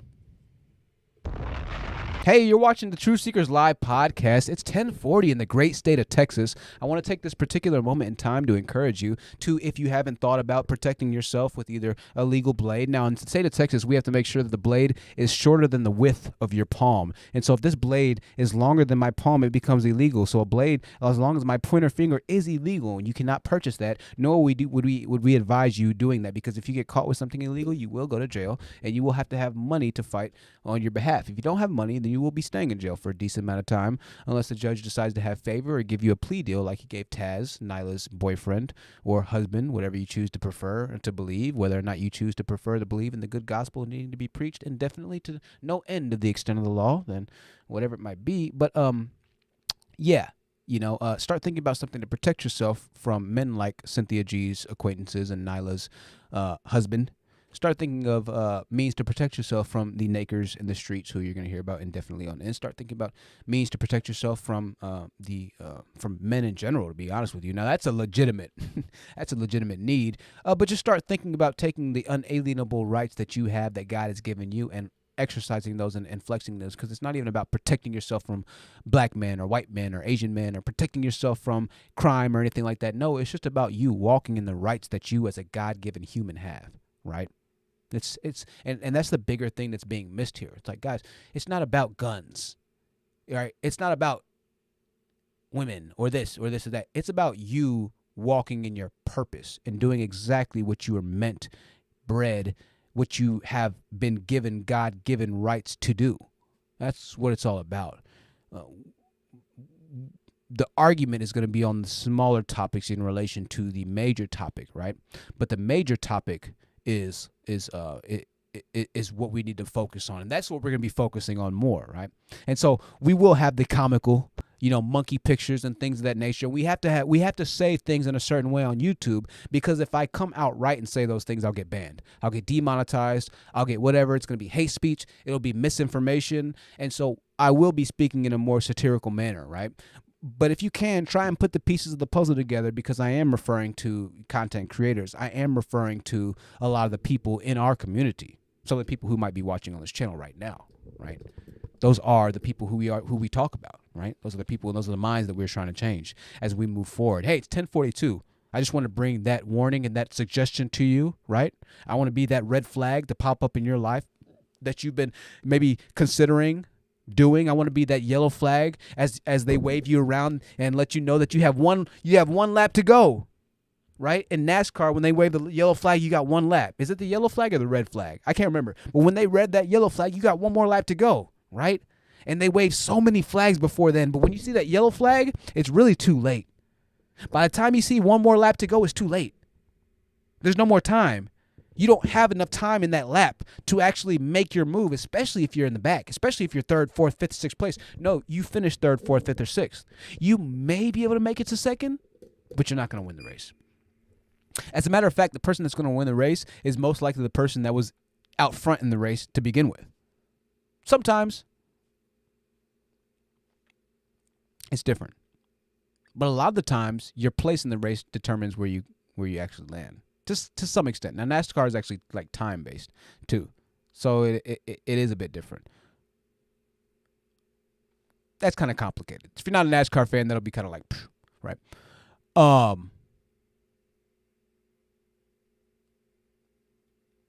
But I want to be that yellow flag, right? I don't want to be the yellow flag. I want to be the flags that you got before the yellow flag, right?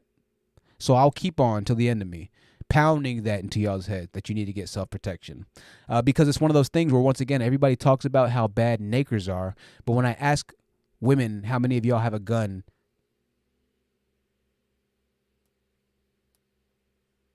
you know?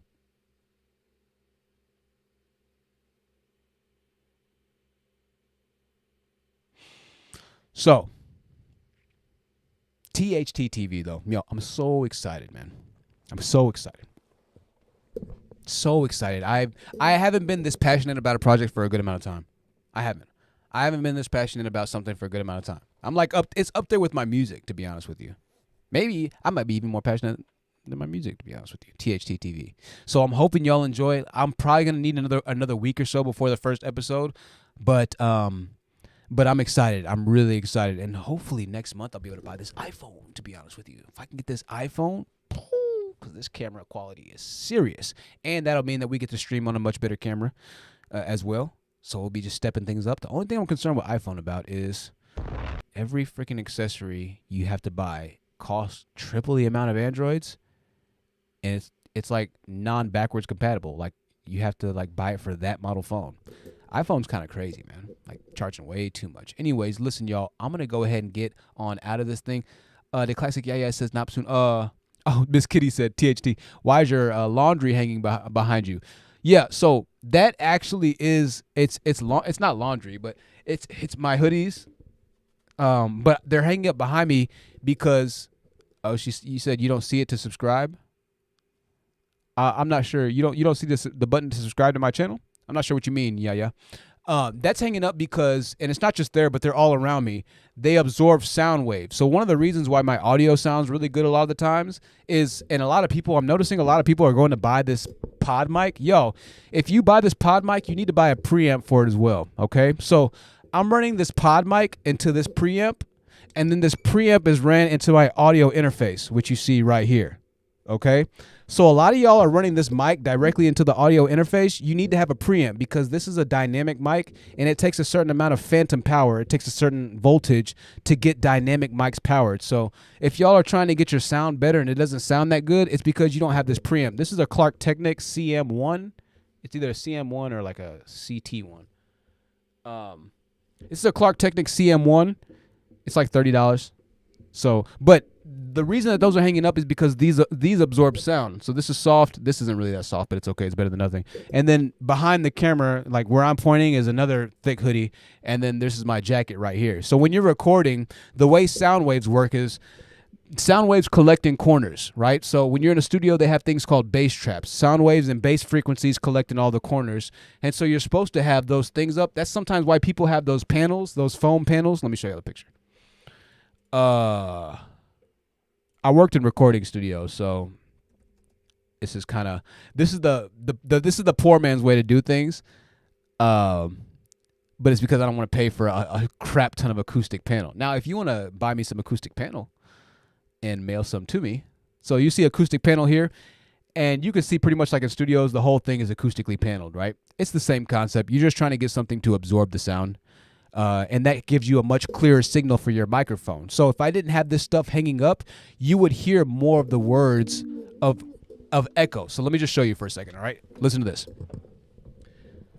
All right. So right here, I'm speaking like right against the wall, and you might not be able to actually pick up from the echo, but I'm speaking right like in the corner of the wall. You can hear how much more muffled my voice might sound.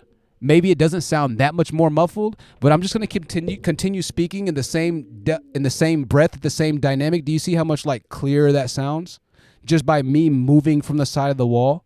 If I go right back to that wall, then the voice ends up becoming a lot more muffled because now the microphone is picking up the sound that's directly behind it, the sound that's reverberating everywhere, and I'm closing myself in. So it's like creating this vacuum effect. So sound technology is very interesting and different. You got to really know what you're doing when you're talking about audio and stuff like that. And I've been doing this for years. So that's why they're hanging up. Right. And then somebody else asked me, because somebody like, I was trying to do content with somebody, right? I see you, Deborah. How much do sound panels cost? Oh, no. I don't want sound panels, y'all. I don't want sound panels. Y'all are good. I appreciate it. I was just trying to say in a very whatever way, send money to the Cash App. That's what I was trying to say. I don't need sound panels. I appreciate y'all though. It's okay. But no, unless y'all are tired of looking at y'all tired of looking at my hoodies. This. Look at this. Y'all don't like that? Look at that. No, it looks dingy. I know. You know what? Canvas paintings actually sound pretty cool. I'm not gonna lie. Those do sound pretty cool. Then put sounds behind the paintings. That sounds dope, actually. That sounds dope. So yeah, that's what that is. You know, they're hanging up. And I thought it looked cool. I thought it looked kind of decent. The ones in front of me look a lot cooler than the ones behind me, admittedly. Especially that one. That looks dingy. THT advertise the brand. Miss Kitty said advertise the brand. No, I'm not gonna advertise the brand, but I will advertise my hoodies when I do get my hoodies. And we have a product that's going to be coming out as well. I don't want to give you all the name of the product just yet. I don't even know if it's going to be coming out soon, to be honest with you. I'm trying to get like a product started, like some merch started for when THT TV drops. I want to have products because I want to have a section where it's like commercials pretty much, Y'all going to love it, man. It's going to be so dope. It's going to be entertaining. But yeah, dude, I have so much I want to do. Betty Gal was talking about it. It's funny. Oh, Chavez said you thought I was trying to promote a clothing line. No. I do that for audio. Maybe I should. When I do get the clothing line, though, I am going to hang it up there since, yeah. I'm sure people have probably been wondering for forever. Batty Gal says I need to buy a Blicky Blick. Yes, you do, Batty Gal. You definitely got to buy a Blick Blick for sure. But the bigger thing, ladies and gentlemen, go train with it too. After you get the Blick Blick, you still got to train with it. But dadgum, give yourself a fighting chance. Definitely give yourself a fighting chance. For sure. Organic Black on the mod squad. I appreciate the Organic Black. I appreciate that. The Classic Yaya says, I hated when my dad would bring us around his new woman and try to act like a happy family. I was like, she ain't my mom. That could be difficult, man. That could be difficult. Hey, you never know. Hey, Chavez, I might just get it started. Absolutely. To Aurora. This is why I love women. Y'all are so cute. I love y'all. She said you can even put cheap towels behind the paintings. Trust me, it looks good. A woman will always, seek to, we guys, we can be a bit brash, right? We're like, well, I don't see nothing wrong with it. And then, a woman's touch, she'll kind of come in and she'll do things, like for instance, my hair, I had dandruff, right? My head was itchy. I just got my hair twisted. And y'all can see my roots. I'll show y'all my roots. How's that? How's it looking? Ignore the sweat. I see a couple gray hairs, I see some dandruff and everything. And so I was like, man, I got this dandruff. My scalp is itchy. I never had my hair done before like that. Like I walked outside and the sun was burning my scalp, yo. I walked outside. The sun was so hot. I was walking around like this. Because the sun was so hot on my scalp. I was like, I see why women wear bonnets now. Jesus. It was so hot. I thought my hair was going to start like falling out because it was like not the grease that she put in my hair, but whatever holding gel, grease that she put in my hair, the sun was hitting it and it was like, manifesting. That's the best way I could describe it. I was like, I need a bonnet, yo. I need a bonnet right now. So I had my shirt. I just pulled my shirt over a little bit, man. It was like painful, dude. But yeah, man, man. Hey, my women. Let this be known. Yo, my niggas, brethren, men, all right?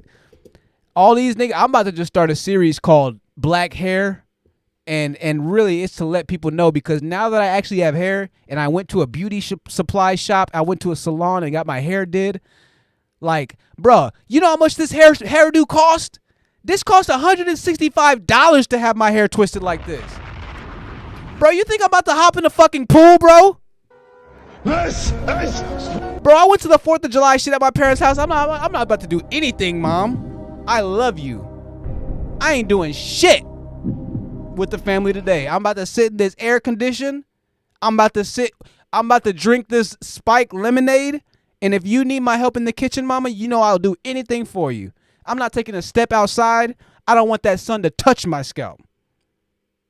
I've seen the promised land, Mom, and it's not out there. It's under 65-degree AC and a fan while I watch episodes of The Walking Dead.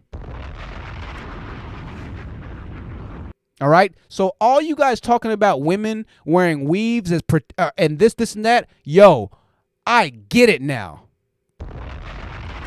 And I don't even care about I didn't care about that shit to begin with. Y'all niggas are so bothered because somebody wants to wear weave or wear something on their head. Even though guys are starting to do it too. Oh, by the way, y'all, the hair units for men.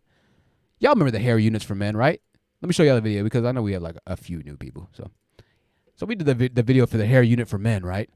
Yo, the hair units for men are taking off, yo.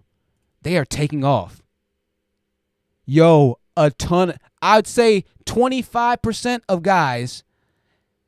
Nah, I'm saying 27% of guys are walking around with hair units, man. Walking around with not even like weave. This is actual just straight up hair. Because women have hair, but a lot of guys have gone bald. All right? Guys don't have any hair on the top type stuff at a certain age. And this is natural, right? But if you look at this dude right here, I mean, he's like, let's try and get his age by looking at his face. Golly, dude. Man, how much difference does hair make, dude? The nerve. And we did a video. Once again, y'all can check out the video that I did a few years ago. It's called, I think it's called Black Men Love Weave Too. Golly. But shoot. Hey, my ninja, I don't know how much is the hair units. How much does this cost? This got to cost at least $100. Man, you think I'm about to, after I got my hair twisted? Bro, I've never been so immobile in my life, bruh. I'm sitting down doing nothing all day for at least 2 more weeks. Bars. No, I'm not going out. No, I am not doing anything that involves me sweating. I'm taking baths right now. I sit in my bathtub. I've taken a bath for the past week. Not a drop shall touch this scalp, saith the Lord. Yo, it's no joke. Shout out to my sisters out there keeping it real who are always on point. Yo, the women who always have their hair done, man. The women who always have their hair done. They're this, they're that. Man, you know how much it costs to be a woman, dog? Do you know how much it costs to be a woman? I spent $165 for my hair. What?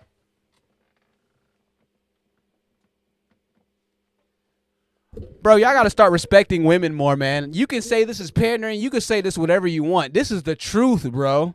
It is expensive to be a woman, man. It's expensive.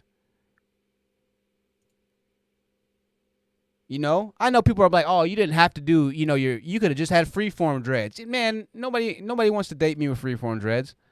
Period. Most people don't like freeforms. Hair, nails, makeup, eyelashes, skin, women's health reasons. Like women can't wear clothes the same amount of times a guy can wear them. They can't do that. You know, it's like legit health reasons that could happen for that. They can't wear undergarments the same amount of times like a man. You know, it's like, yo, you know how much more strenuous it can be for women. Like their bodies take so much money to take care of because they take their bodies are different, man. The way that they move is different. Their bodies are different, and the way that women move is different. Like that's crazy to be trying to get on women because she's always on point. Her hair, skin, and nails did, and this, and that. That's crazy, man. She's investing into herself, investing a lot, a lot of money, a lot of money. Those hairdos are hundreds and hundreds of dollars. I didn't know that. It just came as a shock to me. It just came as a shock. I didn't know that. How much is nails? How much do nails cost?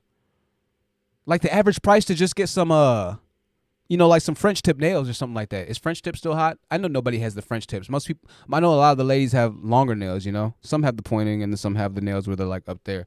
But I see these crazy nails like on Instagram. Let me show you all the nails I'm talking about. Nail art. Let's see. Nail art. Let's see what we can find here. I see these nails on Instagram. Like, bro, how much does this cost? This ish has to be so expensive. And I didn't think about this at all until like I said, I had my first little doing with women's style cost. Yo, that was messy, yo. What the heck? What the heck is that? That's so messy you couldn't even get the line right?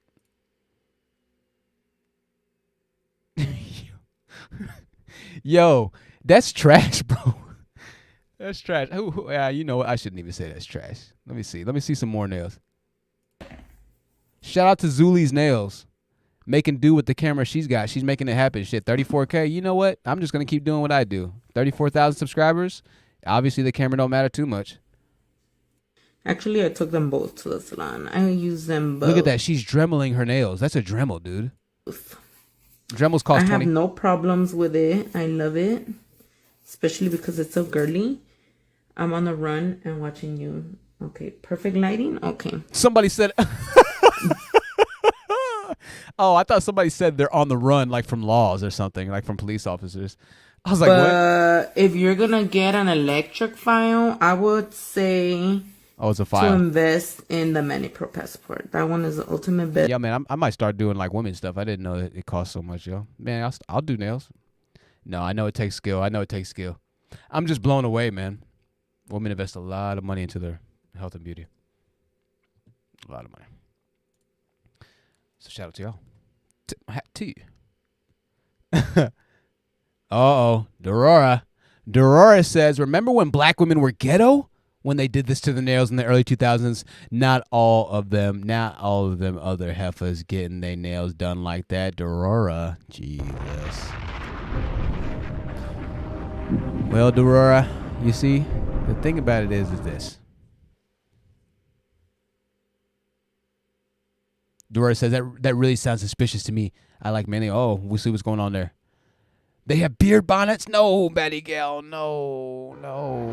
Not like that. Oh my God. Not the beard bonnets. We got to look at a beard bonnet, y'all. You know what time it is. Let's look at the beard bonnets. Oh, let me exit out of this. We got to look at some beard bonnets. My goodness.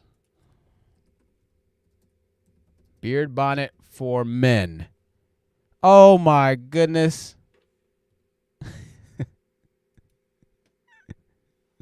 All right. Well, they do in fact have beard bonnets. Why do you who?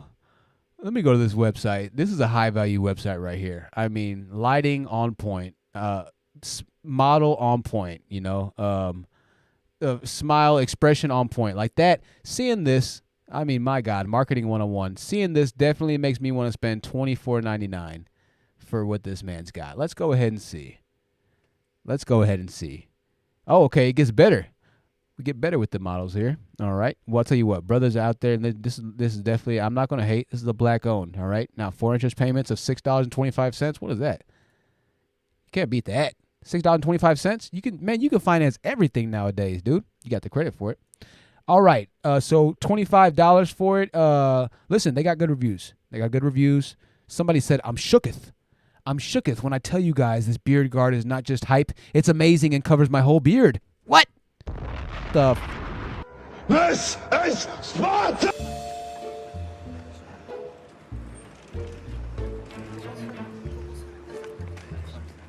Covers my whole beard.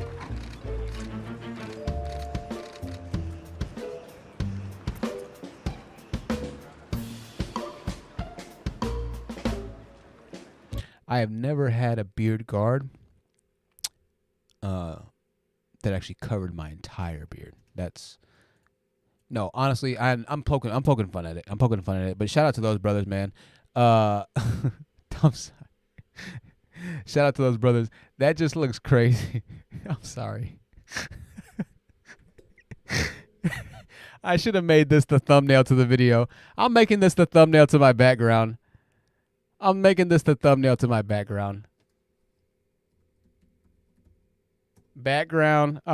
hold on. I'm gonna make this the thumbnail to my background. That's a classic right there. That is a classic meme. All right.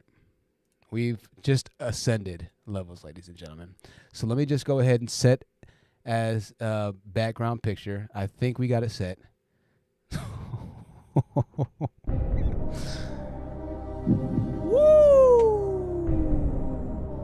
I just added like $700 of value to my laptop. Just by changing that picture right there. That's a high value picture. I want to thank that brother and for the Beard Gang for honestly following their heart in life. You know, I really do want to thank them for that. That was the icing on top of the cake for me. Today's been a perfect day. I can't lie. It's been a perfect day. No, I didn't win a scratch off. No, I didn't win a lottery. No, I didn't do anything of that. But you know what I did? I freaking went. I had amazing slices of pizza, 2 of them. I was walking under this little tree, and I was looking at the leaves, and there was a spider like this far from me, this far from my face, and I was like, "Whoa!" But it didn't bite me. It's amazing. It's a perfect day, you know. What else can I say? I even got my water right here. I even got my whole 2-gallon jug of water right here, yeah? You say you're from New York, yeah? Fucking right, yeah? He say he's from New York, right? He's from Connecticut, huh? He's from Connecticut, huh? This guy, huh? Word to my mother, huh? Word to my mother. You don't drink enough water, huh? Drink some water, huh? Get you some water. Get you a firearm so you can protect yourself, huh? Especially if you're in New York, huh? Because them niggas crazy.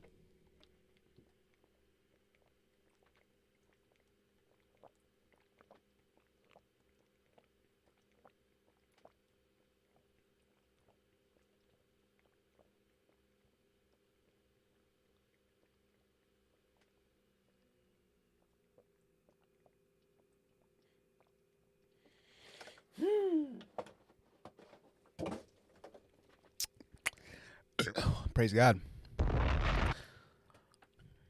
Praise God. Please don't pour the water on my face. I didn't even think of that. But I didn't. So, are we gonna break the news to him about Lolo or let it slide? What happened to Lolo? Did she just get married? Did I miss it? Is she not single anymore? What happened to Lolo? I'm confused, Aurora. I'm shooketh. Yeah, I'm not gonna lie, I drink water. I drink liquids kind of uncomfortably. Like when I get thirsty, see, the problem with me is I'm like a person like of all, oh, she's not with OBJ? Okay. I'm like a person that's like all in type of deal, right? When I'm all in, when I love you, I love hard, and I got your back. When I'm thirsty, I thirst hard, and I drink like enough to like last me for the, what? Is Lola really a man? What the heck, Smart Cookie? I don't think she is.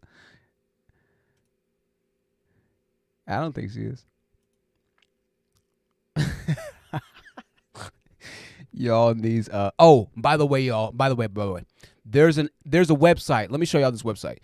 No, I can't show y'all because I give away my location. I mean, fuck. Y'all know where I'm at anyways. Niggas already know where I'm at. Niggas showed up to my job, so niggas know where I'm at. But there's a website called Nextdoor, right? And Nextdoor is amazing. Let me just show you really quickly. If you haven't tried Nextdoor, man, you got to do Nextdoor. What it is, it's like Facebook, but for people that live around you. So it automatically, has your location. And then when you sign up for this app, like you'll join and there'll be posts and pictures and stuff like that. Like I can't show you right now. Dude, just check it out, man. It's posts from people that are like only within 5 miles around you. And it's so dope because if you're really like actually looking to maybe not date or anything like that, but just like make friends or something like that, it's crazy. Like people that are right beside my apartment have Nextdoor or whatever, and they're like, oh yeah, we use Nextdoor and everything like that too. So I mean, in theory, I should be able to see some of their posts sometimes. I haven't.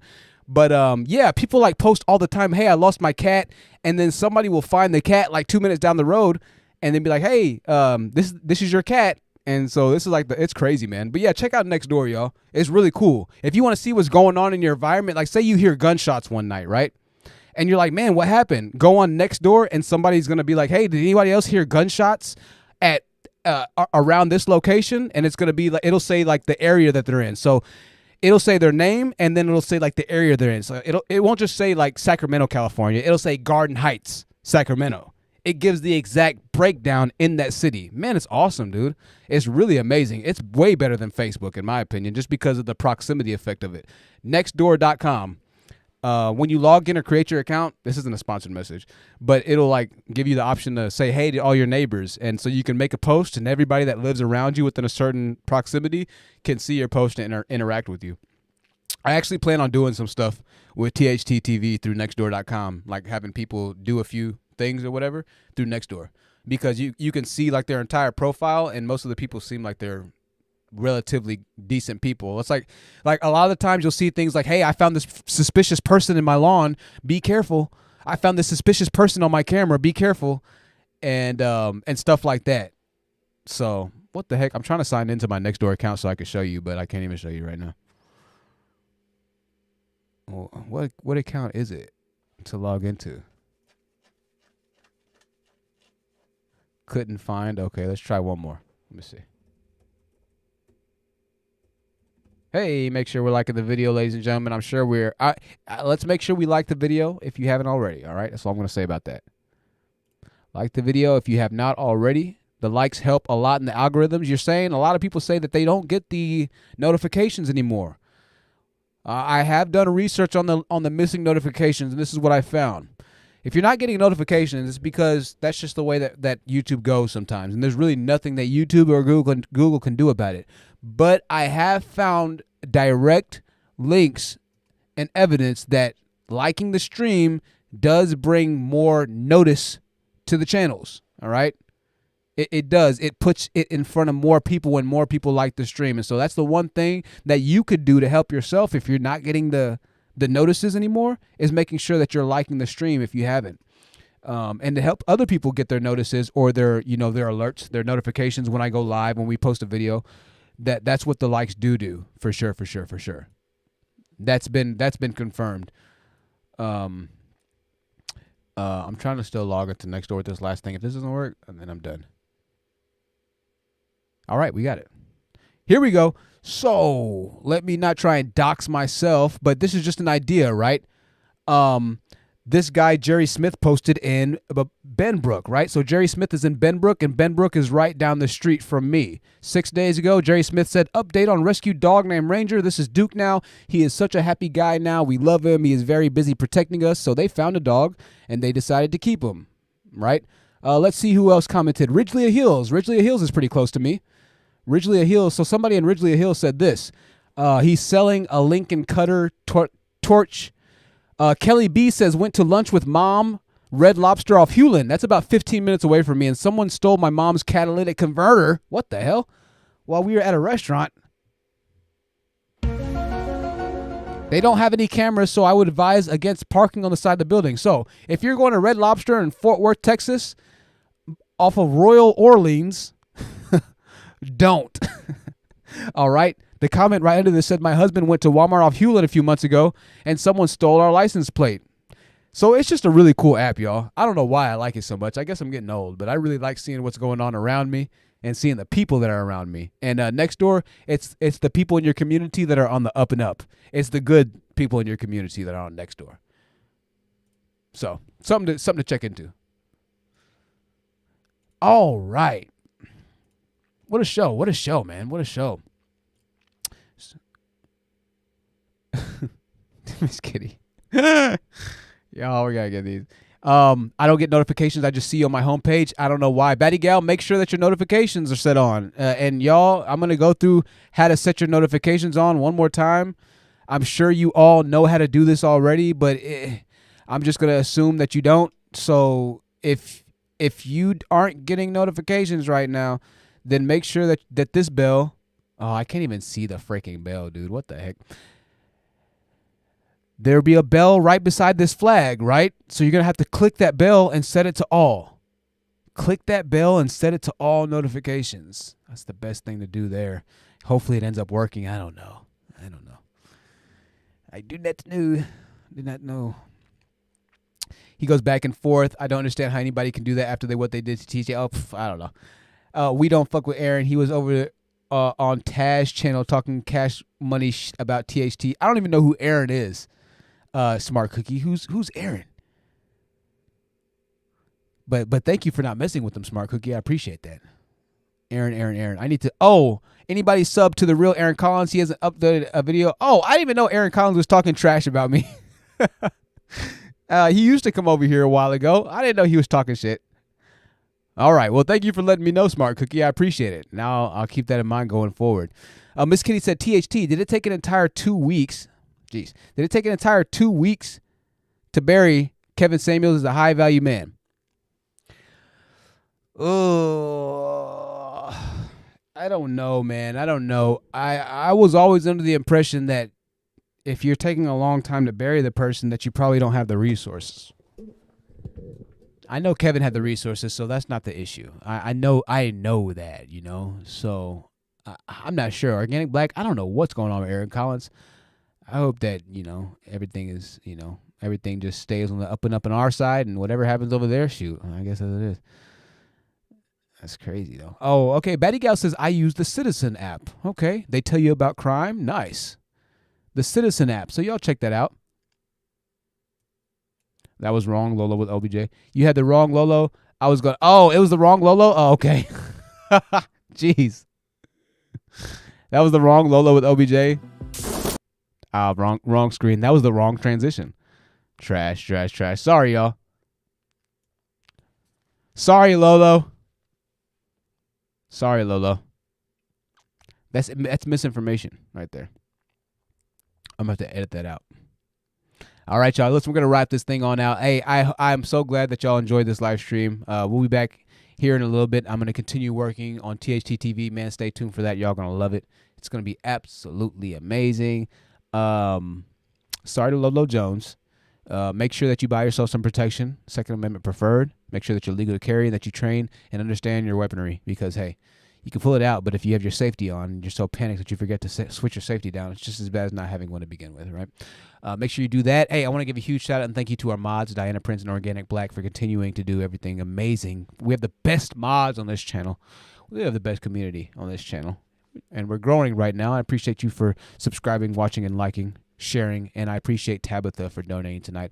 The big donation of the night, Tabitha coming in the clutch, as well as the other donations that we had. And forgive me, y'all, I can't remember the other two ladies that did donate. My apologies. If you gave on Cash App, let me check to see if we had any Cash Appers. I don't know if we had any Cash Appers, but let me check right now just to make sure that we did not. I don't think we did. We did not have any Cash Appers, so I can't even check on Cash App because I have to update the app. I forgot. But thank you for supporting the channel. Hey, go do something fun tomorrow. I know it's Monday, but go do something fun. I can't begin to tell you how much it really helps, you know. It really does help. Like, I don't know, you feel like you're not living life if you do the same thing over and over again. Like, you'll get complacent. It's depressing. And you lose your lust. Your lust, jeez. You lose your, well, can you have a lust for life? Sure. You lose your zeal. You lose your vibrance, man. So get out there and do something, you know. it sounded stupid, but one of the things I did today was I went to an indoor race car, like radio controlled race car event. And these guys build these $1,000 radio controlled race cars, and they can go 40, 50, 60 miles an hour. These things are blazing fast, right? Stupid fast. And that's what they love to do. And I found out that that's kind of cool. I wouldn't mind doing it as well. So I'm looking into building me a little, $75, $100 super slow, super beginning tinker race car thing in the next, month or so. And I want to build it and put it together myself, and then go out there and that's just another element of life. So add elements that are going to add to your life, ladies and gentlemen. Add people that are going to add to your life. It's good to hear things. It's good to hear controversy. It's good to hear madness, and it's good to do that. And that's entertaining as well. Make sure that you're adding actual fruitful entertainment to your life too, right? So that's what I want to say there. Listen, we're going to round this thing on out. I love you so much. Take care of yourself. One life to live. Make sure that you're out there protecting yourself, your loved ones, with that and under that presumption. Because you do just get one chance to dance, y'all. Right? I'm Truth. My name is Jonathan. I'm out. Love you so much. And I will see you in the very near future. Good night, y'all.